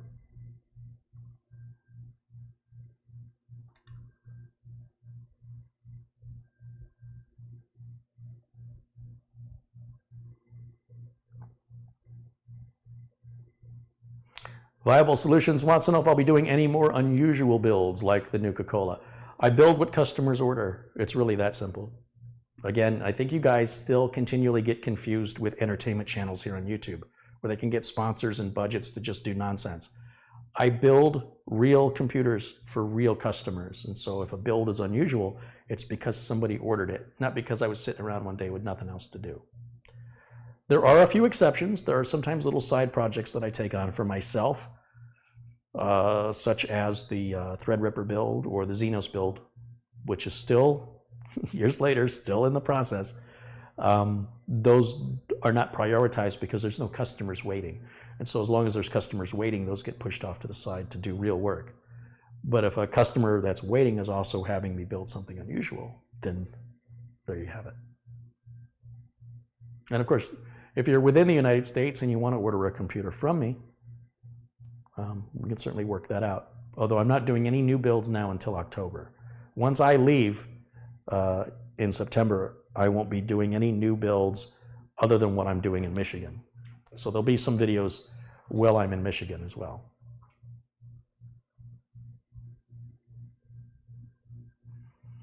$1991 almost feels like a lifetime ago. Yeah, I suppose it is a lifetime ago for some people.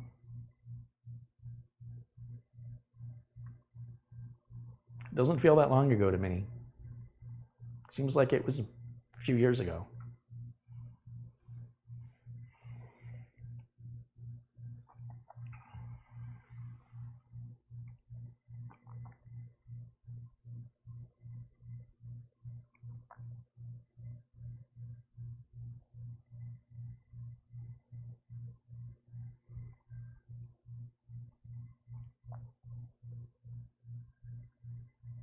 All right, I think I'm caught up with the questions.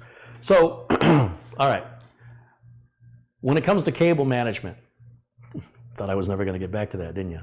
When it comes to cable management, we're just going to handle everything one wire at a time, and we want to make sure that wires are not interwoven amongst each other. And if they have to be, then we'll lay one cable over the other one, depending on perspective, what looks good to your eye, and what's not going to interfere with closing the panel down.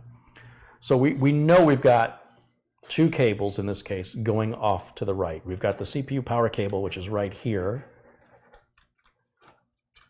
which needs to be run. And you see how it's overlapping all these other cables? See right in here? And it's my personal preference that this is behind this mess of cables. I don't want it in front like that. We also have our audio cable similarly going. Yeah, we could run that just like this. That's fine. I don't think we're going to have any cable interference there. And then we've got this fan power cable that's powering the rear fan, which is plugged into the controller. So this one is real simple. We just need to grab a wire tie and just tie that one up. And we're just going to handle that for each cable one at a time. And before you know it, it's going to look nice and clean. So it does mean that I have to unplug and replug some cables in order to get them run in a cleaner pattern. So for example, this cable here is plugged down into the power supply.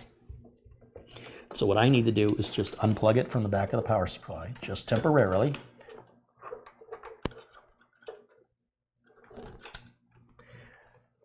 And I have to decide, do I want to run it behind this cable? Or do I want to run it in front of this cable? Little decisions like that have to be made.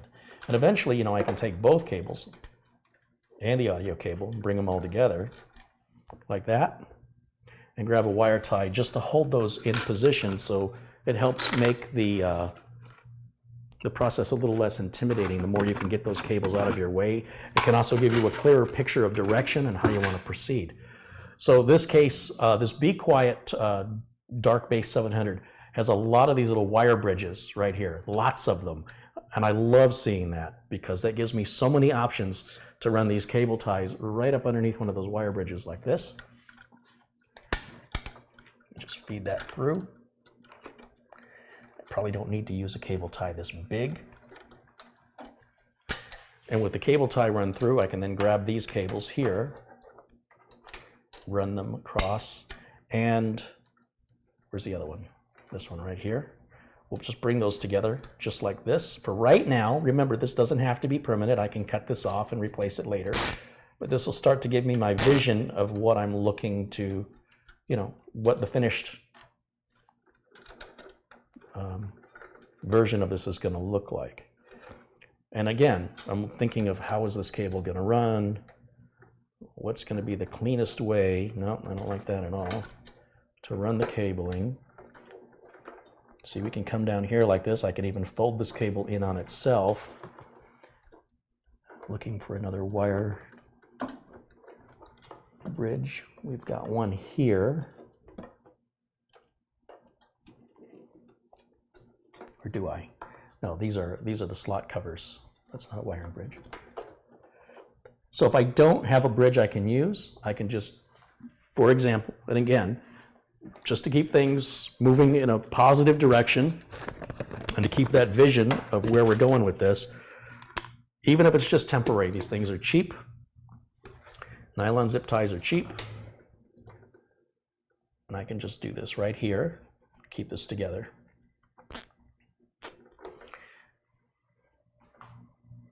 Now, if you just ignore this whole part, right, you can see how this is going to already look so much better on this side.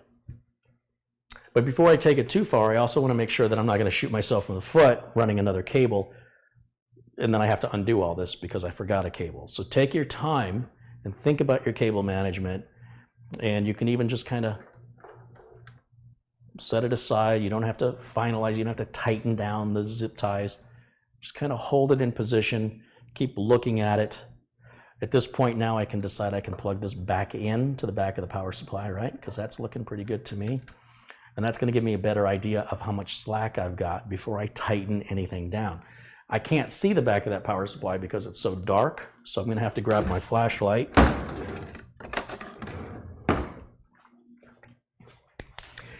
And that's why cable management is so difficult to teach it, because it's very much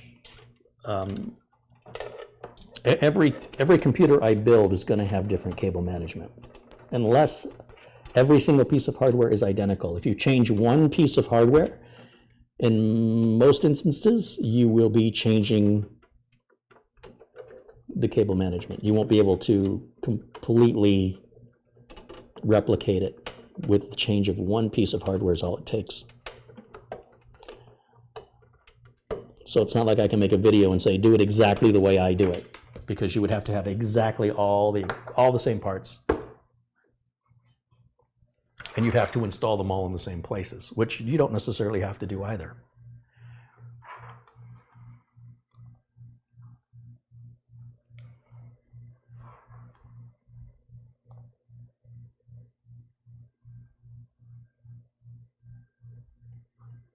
Catherine says cable control for the win. That's funny.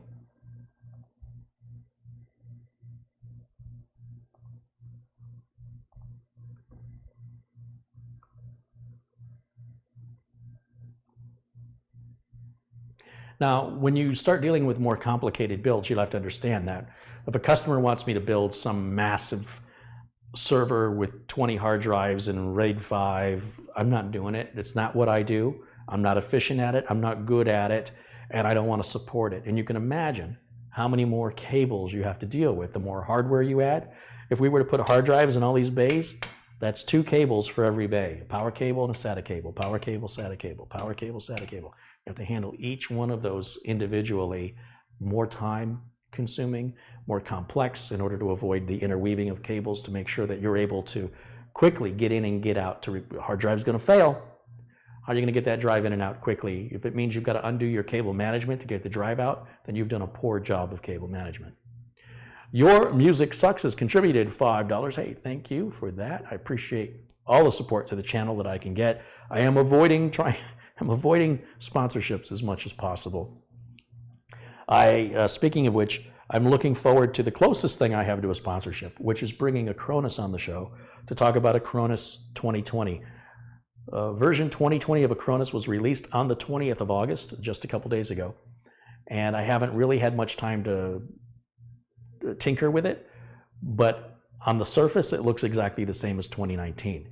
If you have a subscription to Acronis, then you automatically get the latest version at no additional cost.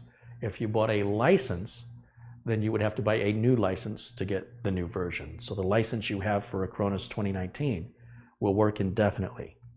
And you can use Acronis indefinitely. But all the new features that are added and all the new compatibilities that are added in the new version will be unavailable to you, which may not matter to you if you don't have anything that needs that. Because I'm a working technician, I never know what a customer is going to bring in, and I'm always building new machines that I might need to clone. So I always have to have the latest software, especially when it comes to any utility software, to ensure I can do my job in a timely manner and get it done. And ideally, I don't have to relearn a whole nother piece of software. So going, for example, from Acronis 2019 to Acronis 2020 is a tiny little learning curve if you already know 2019. 2019 was a tiny little learning curve from the previous version. But if you jump from Acronis 2012 and you jump into Acronis 2020, you're going to have a big learning curve. And that may be a little discouraging because you're like, this is all different. But like anything else, you get familiar with it and you say, wow, this is super easy. But if you stay with the same thing, if you stay with the same product, if I switch to a competitor of Acronis, I have to start all over again. What would motivate me to want to invest that much time when I'm already happy with what I've got? So I'm going to stay with them because they continue to meet all the needs that I have. They're very aggressively priced, very affordable, and it's a tool I rely on. So if I can bring them in as a sponsor, I will. But whether I do or I don't doesn't change my opinion of the product, nor does it change my recommendation of the product. And I've been using Acronis since 2009, and I've tried alternatives, and every time I try an alternative, I kick myself in the butt for wasting my time, because I would have already been done. If I'd have just stuck with what I know, I would have been done. Now, that doesn't mean that Acronis does it better. It means, in my opinion and in my experience, I'm faster and I'm better with that tool because I know it well. If I got to know others well, I would probably be just as good with others. But others haven't been around as long. And when I go to try to utilize other tools, I stumble trying to do the most basic things that are thoughtless to me in Acronis. So I'm going to stick with what I know because it works. Joe P has contributed $5. He says, you rock, Kerry. I've been learning a lot from you. Right on, Joe. Thank you. Thanks for supporting the channel. Let's make Joe a moderator. So anyway, getting back to the cabling. So I'm looking at this. I got this CPU power cable plugged back in. I'm going to be building another system very similar to this. And the owner of the computer, Midi, had a little concern that there's that CPU power connector that's not hooked up. This motherboard has two. It's got an 8-pin and a 4-pin CPU power connector. High-end motherboards that are intended for overclocking will have that. Because Midi will not be overclocking this, the only reason that extra power connector is there is for extra stability if you're driving the voltage up on the CPU, which I advise you against. That is a hobbyist activity. Again, it doesn't improve your ability to game. If you get more frames per second, you're still not a better gamer. So it's sort of a pointless exercise of just one-upmanship with regards to benchmark numbers, which in the real world won't pay you a dime. unless you're in some sort of overclocking competition. But then you're well out of my league financially, because you need to pour a lot of money into that, because you will burn through components like water in that experimentation. Having said that, if I were going to build the system again, knowing now that it has those two power connectors, it doesn't hurt anything to use both of them. You don't have to. Again, it'll be another cable just like this one, running exactly the same route, plugging into the connector next to it. It will have no impact on the reliability or the performance of the computer. But there's this psychological thing that happens with people when they go, there's a plug missing. You don't have to have it. So EVGA, rather than Seasonic, EVGA makes a 750 watt modular power supply for about the same price. And it does include 2 CPU power cables, which is pretty unusual. And I will probably use that on the next build just because I have to use a power supply. The price is about the same, even if it's, a lot of people will argue the Seasonic power supply is the better of the 2 power supplies. I don't know. They're both good. They run about the same price. And just to plug it in so the customer has nothing to say is just a safety precaution when it has no impact on reality, unless, again, they're overclocking. So when you see me build with this board next, you'll see a different power supply for that reason. Despite how many times I've repeated this, I keep getting people asking about it. And sometimes it's just, you know what? I'm not going to sit here and explain it. I'll just get the cable and plug it in. I'm just tired. It's like, look, I've already answered this. It doesn't have to be done. I've certainly sold other machines in the past that have dual CPU power connectors, the 8-pin and the 4-pin, where I only hook up one. It's pretty rare that I ever hook up 2. Those computers are all running today. Customers are very happy. There's no problems. This machine runs great. It is just, and I don't know how many times I got to say it, just for overclocking stability. So if you have no intent on overclocking, which is pointless to do for most of us anyway, you have anxiety over nothing. But because it keeps becoming a point of contention, it's just like building on the anti-static bag. I stopped doing it. It's completely safe to build your computer on the anti-static bag. The bag is made of the same material on the inside as it is on the outside. Your hands are more conductive than that bag is. But I'm so tired of the ignorance and the concern because of the ignorance, it's not worth my time to even entertain these people anymore, because there's more of them. There's more uneducated people than educated people. And they're, rather than saying thank you for the knowledge, they want to argue. And so it's so frustrating and it accomplishes nothing. It's just easier to go with the flow and say, okay, we're all going to be stupid. Let's not even talk about it. If we're just going to encourage ignorance, let's not even bring it up. And so by just not building on the bag, that discussion goes away. By adding the extra power cable that's not needed, that discussion goes away. So it's all about efficiency, getting something done.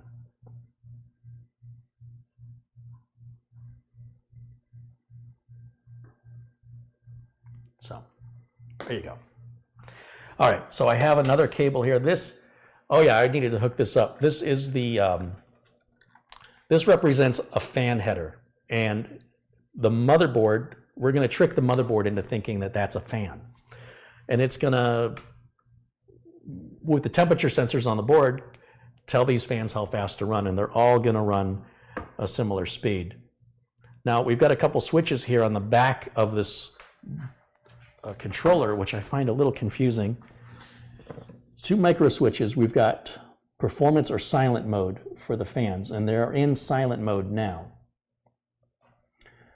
I'd have to pull the manual out to see what that means, because up on the front of the case we have a switch that's the fan controller that says auto, 1, 2, or 3. So it seems redundant to me. If it's set on auto, you should be allowing the motherboard to control whether it's silent or performance mode, because the BIOS will send out the signal for how fast the fans need to run. So you would leave that on auto. And if you wanted it to force into silent mode, you'd put it on 1, possibly even 2. And if you wanted performance mode, you go to 3. So does this override it? Because these two things are connected. That switch is connected to this control board. And does this control board then override the mode of the switch when you switch from performance mode to silent mode. So out of the box, this is in silent mode. There are 6 fan controllers on it. This is rail 1 on the right and rail 2 on the left. This is, like I said, the PWM input. This is going to connect to the motherboard onto a fan header, any fan header on the motherboard. This is an RGB header. This also controls the RGB lights. So everything down here on the bottom is for the lighting.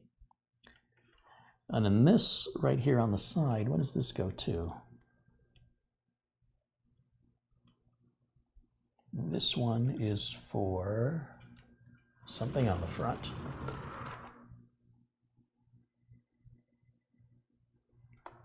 Maybe this is power. This is where power comes in. LED 1, LED 2. And this is front I/O. So that's got to be, I would imagine, all the switches, reset switch, power, can't be power switch. That's all plugged into the motherboard. Some form of I/O is being controlled through here. And then everything else is LEDs. This is power. This is power right here. No, it isn't. No, this is for adding more RGB lighting, not power.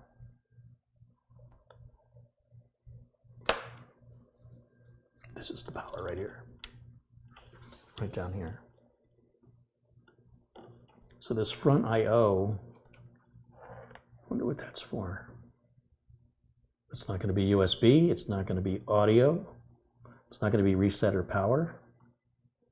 What does that control? Only thing I can think is that switch up front.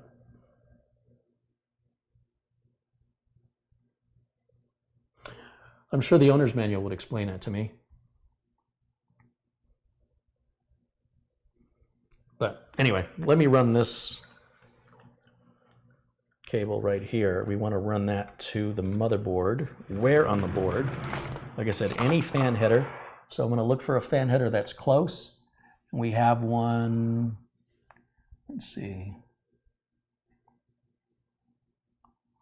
These are to control 2 pumps for liquid cooling. We don't want to use a pump, we want to use a fan header. Oh, I see. There's system fan 6, pump, system fan 5, pump. Yeah, prefer. We've got some fan headers down here on the bottom. These would probably be ideal. So just keep all the cables together. So I'll go down here. So to do that, I just need to figure out how I want to run this cable. I can go, again, over or under, whichever I think is going to look the cleanest. And then just run it right up in here, right underneath the board. And I want to push it all the way through so that that cable doesn't get interwoven with any other cables. And this only goes on in one direction. And it can go on any of the fan headers, literally any of them. So I'm going to put it on where I think it's going to look the best. And I think that's just right down there. You see, that keeps that nice and clean. I think, personally, the cable management makes for a very boring video. I have a hard time focusing on it when I'm talking to you. Usually when I do cable management, I'm very much in my own head and I'm sort of imagining what a cable is going to look like if I run it a certain way. And, you know, again, like with this big bulk of cables right here, I have to decide, you know, do I want to run them? I suppose I want to run them all down the edge like that, but how many more can I do that way? And how can I get them so they're not all intertwined? I don't like the way that one's wrapped around that way. So there's a lot of undoing of the cables and rerouting, but I don't do that initially. You know, when I'm building the system, I run the cable, whatever it takes, quickly get it plugged in so I can make sure everything works. Once I know everything works, you know, I've got Windows 10 installed, all the drivers installed, we run all the benchmarks, then I can go one cable at a time and make it look pretty. I learned that with model rocketry. Sometimes in the early days, I would spend a lot of time painting the rocket and putting the decals on it. Then I go to launch it and it explodes on the launch pad. So I learned to launch the rocket a couple times, make sure it works, flies okay, that it lands okay. Okay, it's a keeper, now let's paint it, put the decals on it.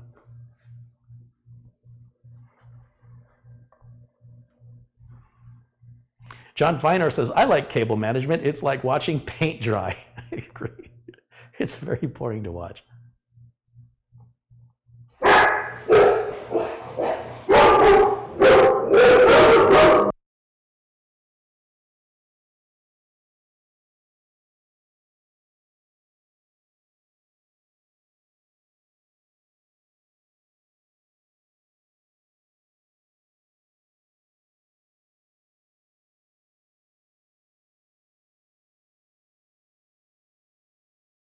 I have some computer parts arriving, so I have to wait a minute for the package to get dropped off so I can go. So I'm muting the mic so you guys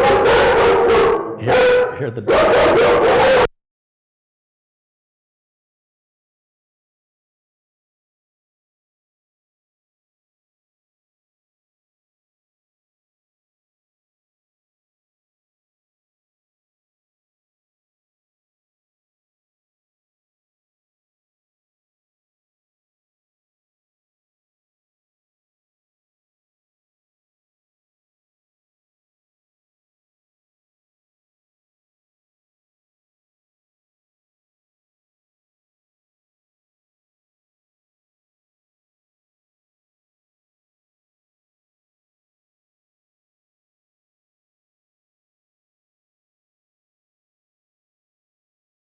All right, sorry about that. I was hoping that was going to arrive earlier.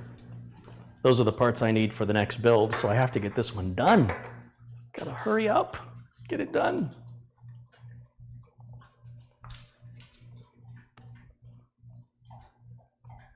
Jimmy and Lyle show.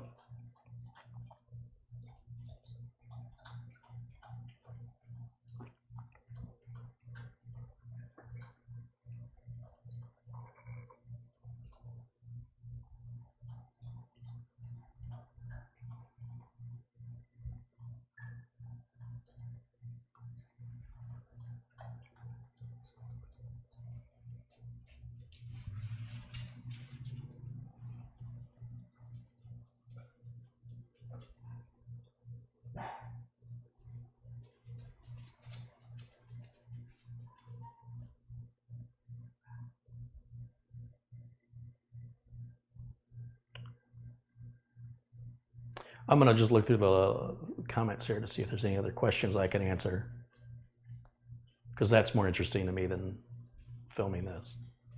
Because I'm just going to keep repeating myself over and over and over. I'm going to keep telling you, I want to see how this cable looks over here. I want to reroute it, make sure, this is the way I'm going to route it. I want to wire tie it up to the side, see how that looks. And eventually I will get through all of them. It seems like a daunting task when you get started, but you just do one cable at a time. And before you know it, it's all done.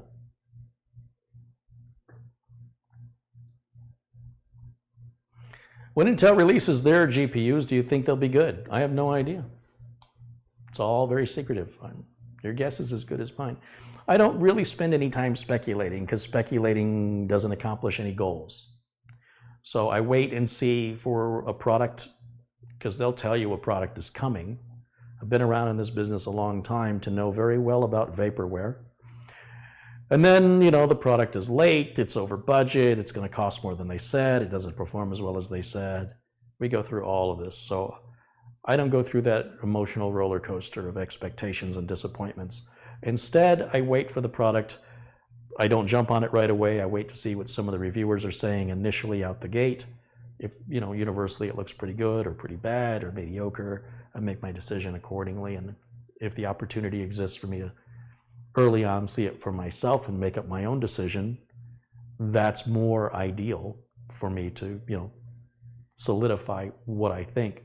But until that opportunity exists for me to have hands-on experience, there are a few websites that I trust for information. Things like PCGamer.com, BleepingComputer.com, TechCrunch.com, PCWorld.com, PCMagazine.com. Actually, I don't really do much with PC Magazine anymore. There's a number of sites that I've just come to trust over the years, and that'll sort of set my expectation. You know, if everybody says it's great on all those sites I trust, I expect it to be great. But until I have my own personal experience, I really don't know. And until a product exists, who knows what it's going to be? Because companies spend millions upon millions of dollars in marketing. You're being marketed to constantly. So I don't know how you haven't grown numb to it by this point.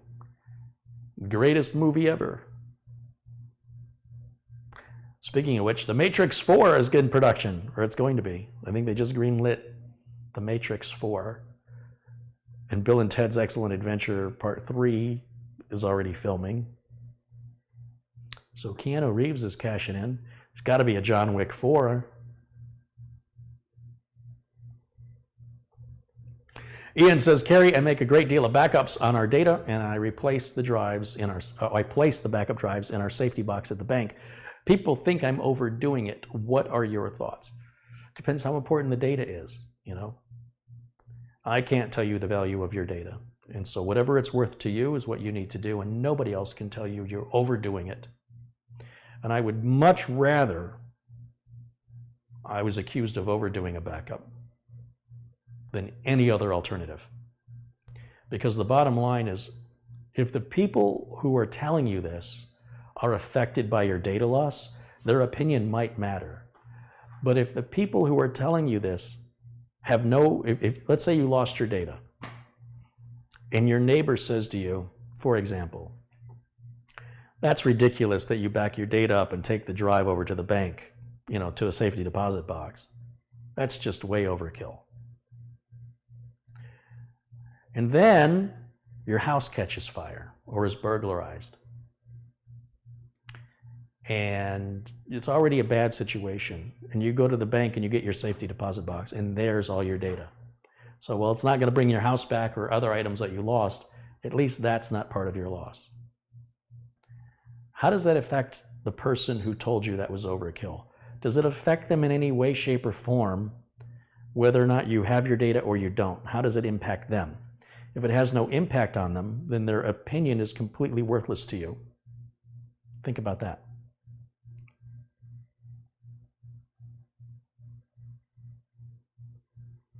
Am I going to watch the new Star Wars when it comes out? Well, of course. Day one, I'll be there.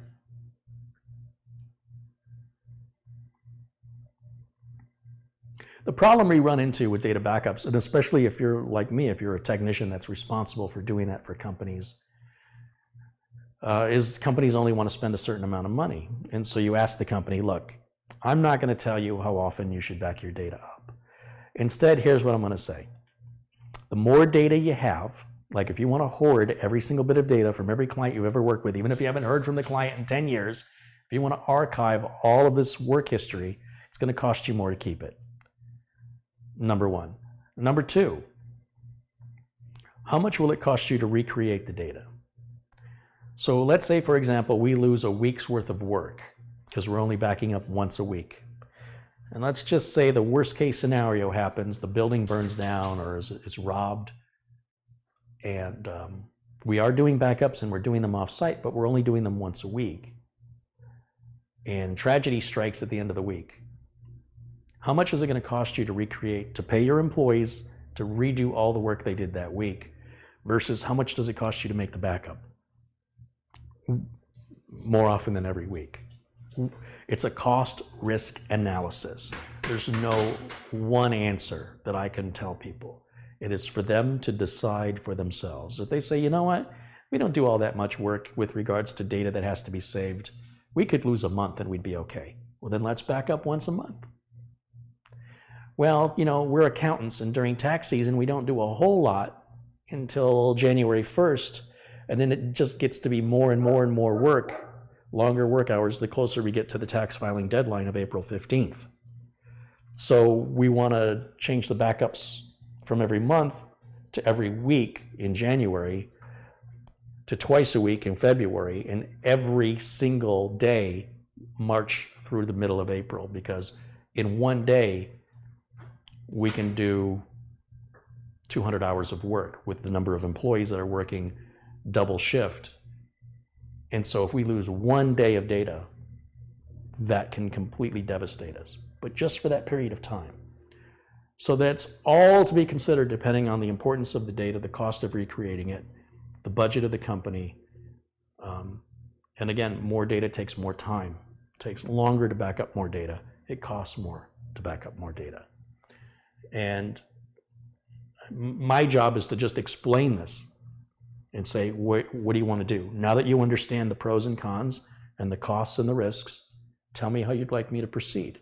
So when tragedy, if tragedy strikes, you know exactly what you can expect from me.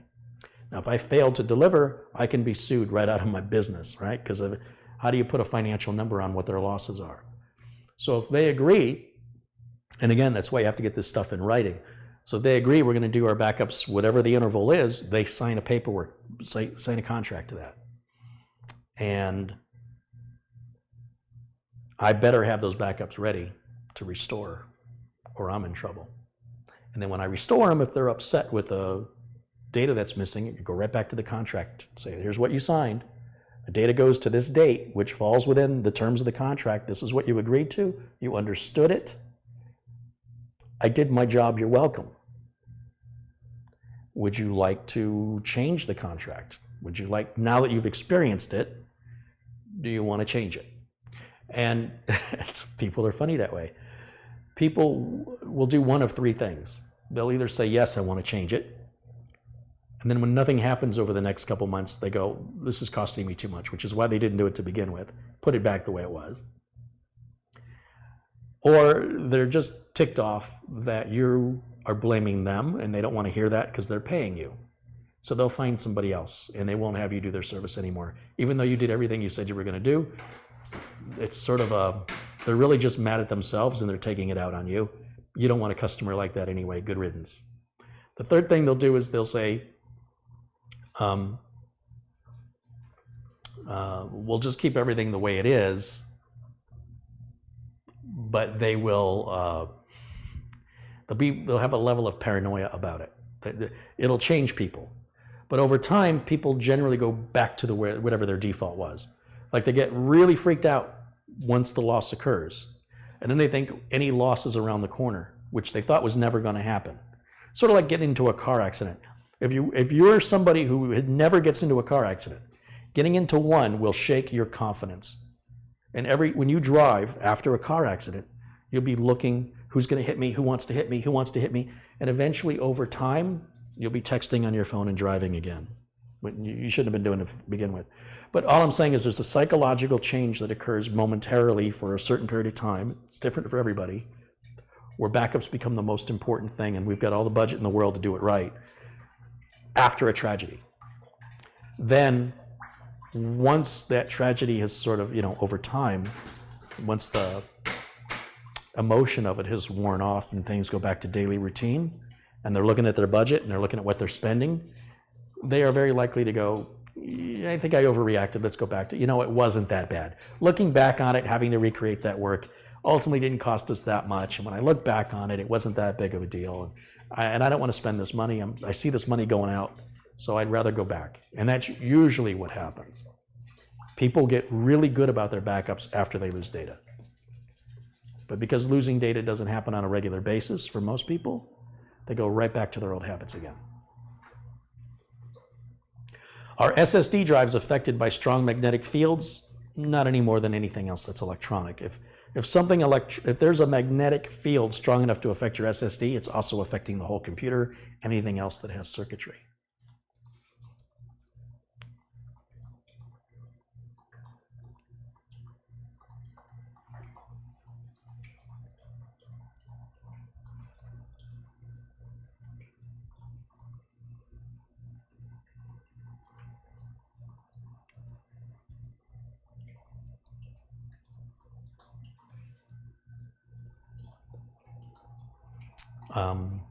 A mechanical hard drive would be more prone than an SSD when it comes to magnets. We used to erase, when I worked at Intel, we used to erase hard drives that were leaving the facility because they were bad or being replaced for whatever reason. And we had this big machine that was a giant electromagnet, and the hard drives would go through that machine and it would just hit them with this huge amount of electromagnetic field and just scramble everything on the drive so that no proprietary company information went out. You can't do that with a solid state drive.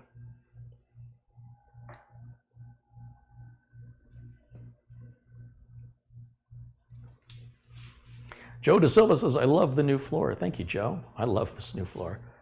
I just had to pay a monthly bill for this floor. I'm questioning how much I paid, but I don't care. I mean, I do, but I don't. Like it hurts to pay the bill, and I'm gonna have to pay that bill for month after month for about 2 years, but it is worth it.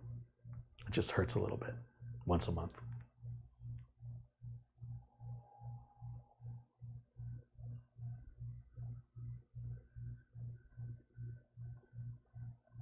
Glenn says, I was thinking of getting an all-in-one water cooler, liquid cooler, for my Core i9 9900K build, but you sold me on the Mugen 5 during those stress tests. I have since traded out the all-in-one for Mugen 5 on PC Parts Picker. Oh, you won't be disappointed. The installation is easier. It'll last longer. There's really no maintenance. You don't have to worry about your water pump dying. You don't have to worry about space for the radiator. You don't have to hook up 2 fans. You only need to hook up 1. If you want to add a second fan to the Mugen 5, you can. Is it playtime? Well, don't let me interrupt. I didn't ask if it was dinner. It's not time yet. Tax law is a big factor. It might vary from state to state for retention period. Well, tax law won't vary from state to state. That's a federal law. But regardless of that, I was sort of intermixing different thoughts there, right? Some businesses that I've dealt with keep their data for every job they've ever done. Not just tax business, I'm talking any business. Some people are hoarders, and they have to understand that it's costing more money. And then it led me into talking about tax season and backups. Those two things weren't meant to sort of be conflated. Yes, obviously, in any field, there may be laws, especially anything financial or healthcare, that if you're a technician, you can be held accountable to, and they're expecting you to know the answers to those questions because they will hold you accountable and responsible, which you don't get on YouTube channels. You don't get any accountability or responsibility on YouTube channels. So in the real world, if you want to be a technician that specializes in FINRA or HIPAA regulations, you can make a lot of money because most technicians don't know anything about them. That makes you harder to find. It's harder to find people with those skills. That makes you worth more money, and that means you can make more money and specialize in a certain area of work, which is more reliable for income than whenever you get a call from some remote, some home user, some residential user that's having a weird problem loading a website, which may have nothing to do with anything you can fix, right? It could just be the website's down or whatever. So when it comes to regular, sustainable work, as a tech, you want to focus on businesses. Unless you want to run a big entity that services residential clients, and you're not going to do any of the work. You're going to hire people for very low wages who are of varying levels of experience, and send those people out to people's homes. And you charge those people a premium amount, whatever it is, and from that you pay your workers an hourly wage. And you can have a dozen workers, and you as a business owner, your job is to do the marketing, to schedule the calls, to pay the employees, and to collect the bills from the customers. That's a whole nother business model. But there you're not being a tech. There you're just managing a business. The techs are the people going out and doing the work, but because they're doing such simplistic work with residential, they're not going to make much money. 12, 15 bucks an hour maybe. That kind of work does not pay well. And if you paid any more than that, you'd have a hard time making your ends meet because you got rent to pay, marketing to pay, you got the employees to pay, you got all this other payment stuff to do. So you've got to be competitive in your billing, and you've got to have enough employees to respond to all your customer calls. And the more employees you have, the more money you can make. as long as you're keeping them busy with work. But you being self-employed, doing it yourself, I would stay away from residential clients.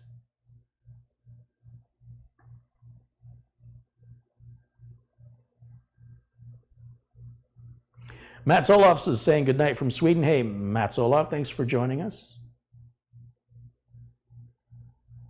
Ian McLeod said, I am no whiz kid and I found the Mugen 5 easy to install and the computer runs like a dream. I would buy it when you can. It used to be $47.99 for the Mugen 5 and I just saw it on Newegg. I think it was $54. It went up a couple of bucks. Still a bargain though. Still a bargain in my opinion.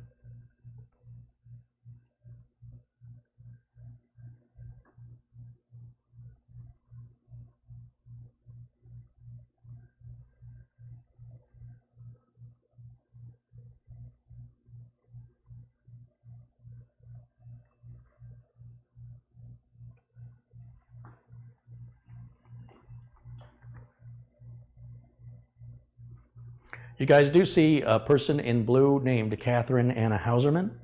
Catherine would be happy to work with you on putting a parts list together if you are looking to build your own machine, but you're not quite sure what parts to buy.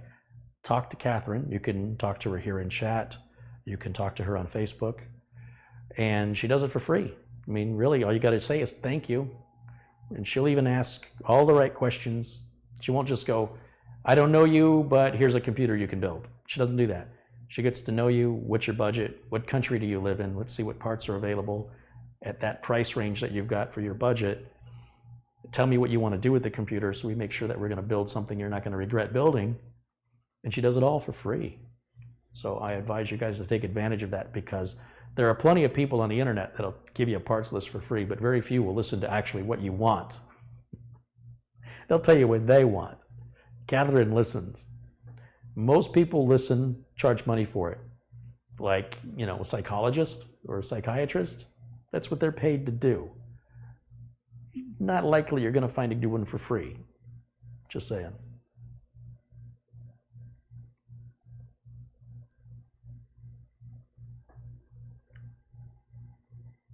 Zero Core says, I'm enjoying the show as always. Right on, Zero Core. Thank you for that. Winston Angluz contributed $1 Canadian. Thank you, Winston. Winston contributes quite often, and those dollars add up, and I appreciate that very much.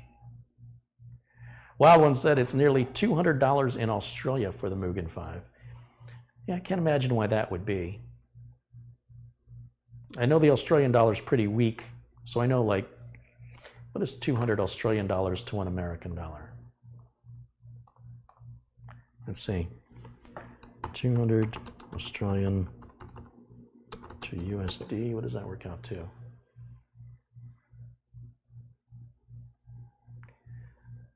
So 50 Australian dollars is like 33 American dollars. And then you've got import fees and shipping fees. So I think it's all relevant. Relevant? Relative. I think it's all relative. Looks like the Australian dollar is about 1/3 the value of US dollars. 10 US dollars is about 15 Australian dollars, I think. And that's something to consider.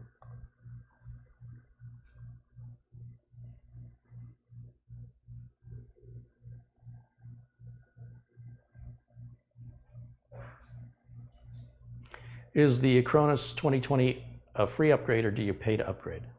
If you have a subscription to Acronis, you get the latest version of Acronis during your subscription period. If you bought a license for Acronis, then the license is only good for that specific version.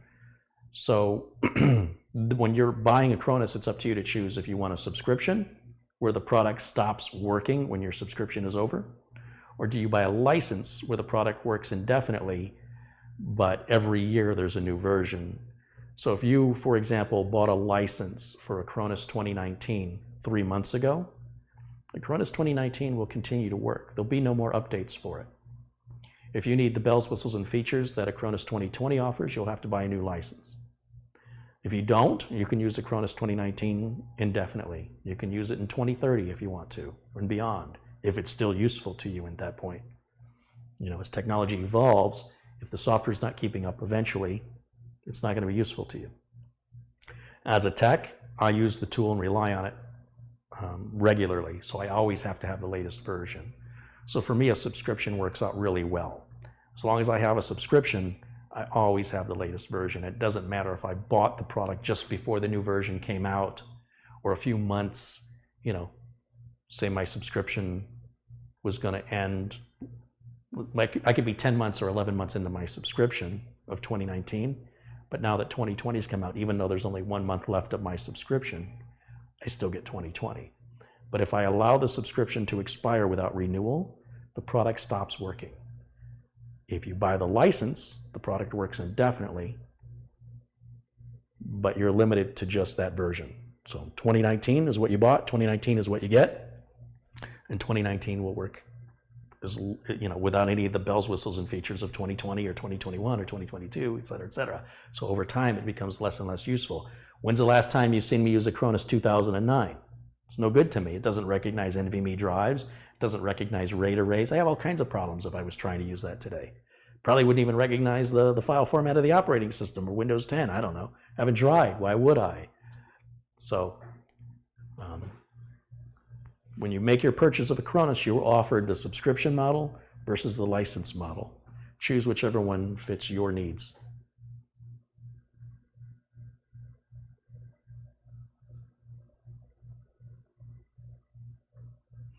MDD 1963 saying hello from Okinawa. Van Peng says, do you still want to move back to Detroit? It's 73 degrees right now. Nice. Yeah. Yeah, for sure. RM has contributed $5. He says, it's been a while. Showing some love from Tennessee. Right on, RM. Thank you for that.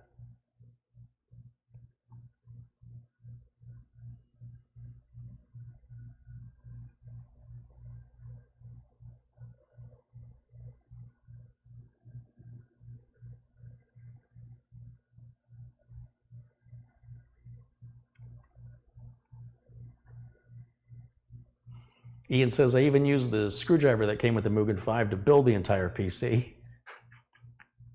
Except for the M.2 drive. Yeah, it's a tiny screw. Even Newegg.ca is charging $100 for the Mugen 5 cooler. Yeah, well, again, you've got your country's governments mostly to blame on that. That really doesn't have much to do with the manufacturer of the product. When your country is imposing tariffs on products imported into the country, that's resulting in the price difference. And there might be some shipping differences, but for the most part, it's the tariffs your country. If you want to get mad, don't get mad at the manufacturer, get mad at your government for doing that. Your government wants you to buy locally to improve your economy and the jobs in your country. Pretty common sense. If you're importing products in from other countries, that money is going to the other country and for jobs in that other country. It might save you some money, but if everybody's saving money and getting all their products from another country, then there's no jobs left in your country and nobody's got any money to buy anything at any price. So it's a downward spiral, and countries try to offset that through tariffs, or in some cases, changing the value of their dollar, supposedly, which may or may not be true. I don't know enough about it, but it's not the manufacturer going, Australians got money. They're not doing it. It costs them the same to manufacture the product.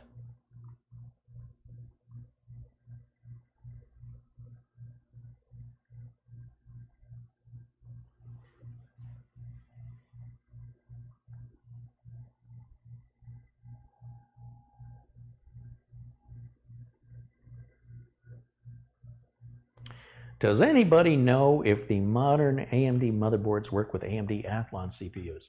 What's the point? Let's just, well, first of all, no, but let's just say they do. What's the point?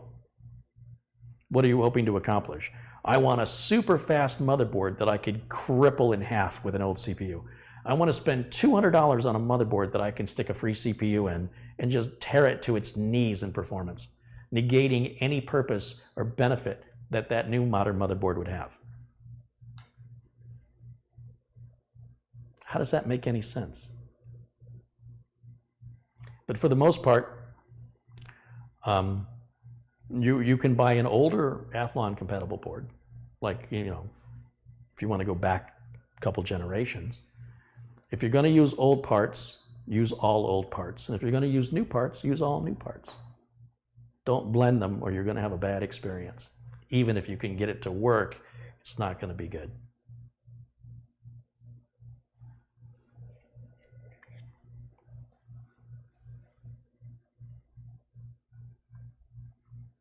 Now I will say, as I recall, AMD recently released a new version of the Athlon chip, but it's like a Celeron. It's like a budget version of the current chip. So, well, I wouldn't recommend it. I wouldn't. Even the new Athlon chips, I wouldn't use them. They're really, to me, a waste of money, because for a few dollars more, if you're going to spend that much, spend a little bit more, you can get a decent chip.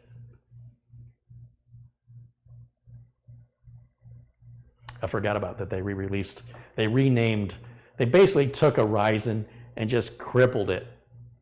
They took a Ryzen 3 and said, how can we make this slower? And then when they did that, they called it Athlon. So Athlon, I think, means slow. That's AMD's interpretation in their marketing anyway. So if you're asking me how to build a slow computer, you're in the wrong place. I had to backtrack a little bit, realizing that they still sell that one version, I think, of the Athlon chip. But it's not the, is that what it is? The 200 GE? Thanks, Lance. Yeah, I don't know, because it's junk. You know, why don't you just build with an Atom processor and get it over with? Be done with it. Say, what can I do to make this as slow as possible? Let's get an ARM processor in there. That'll be good. Not today. Catherine's got some good advice. She says, I'd go with a Ryzen 2400G or 3400G. I think one of those is on sale today at Newegg for a little over $100. Really good deal.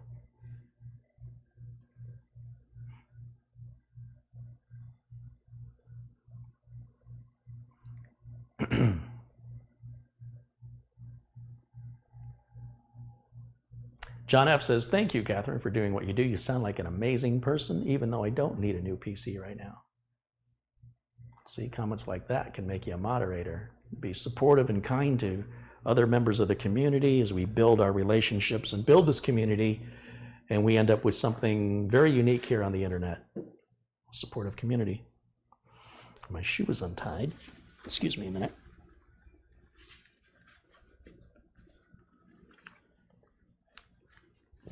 Sorry about that. All right, I think I'm going to wrap things up for today. I'm going to go back to doing this cable management where I can focus on it. But I will show you the computer hopefully tomorrow. I'll get this done later tonight, and then you can see it with all the panels on and the RGB all lit up and get a look at what the final product looks like. The front of it here is not going to look too much different than it looks now. You're primarily going to see a difference here on the back, and aren't too many cables. It looks worse than it is, really. It's not bad at all. This cable will get wire tied up and that'll all just go right in there. Just that alone makes a pretty decent difference in how it looks, just that one cable. So, all right.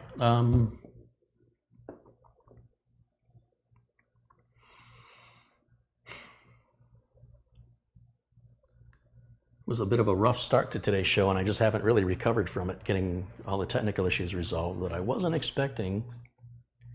But moving forward, if nothing changes, I shouldn't have to deal with that for a long time. Pete Stern says, good night, Carrie. Have a great one. Thank you, Pete. Appreciate that.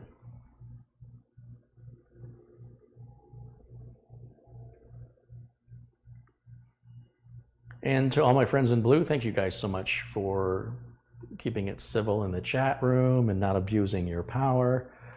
You guys are awesome. I love it. And of course, to everybody who's contributed during today's stream, that includes RM, Winston Anglu, Joe P, Madi Yoel, Wild0001, Your Music Sucks is the username there. Thomas Carter, Chester Hughes, and Zerloth, who gave the first contribution during today's broadcast while I was trying to get all the technical problems resolved. I intend to see you all again tomorrow, hopefully a little earlier. We'll see how my days go. Thank you guys so much for joining me today. And I look forward to seeing you all again very, very soon. Until then, bye for now.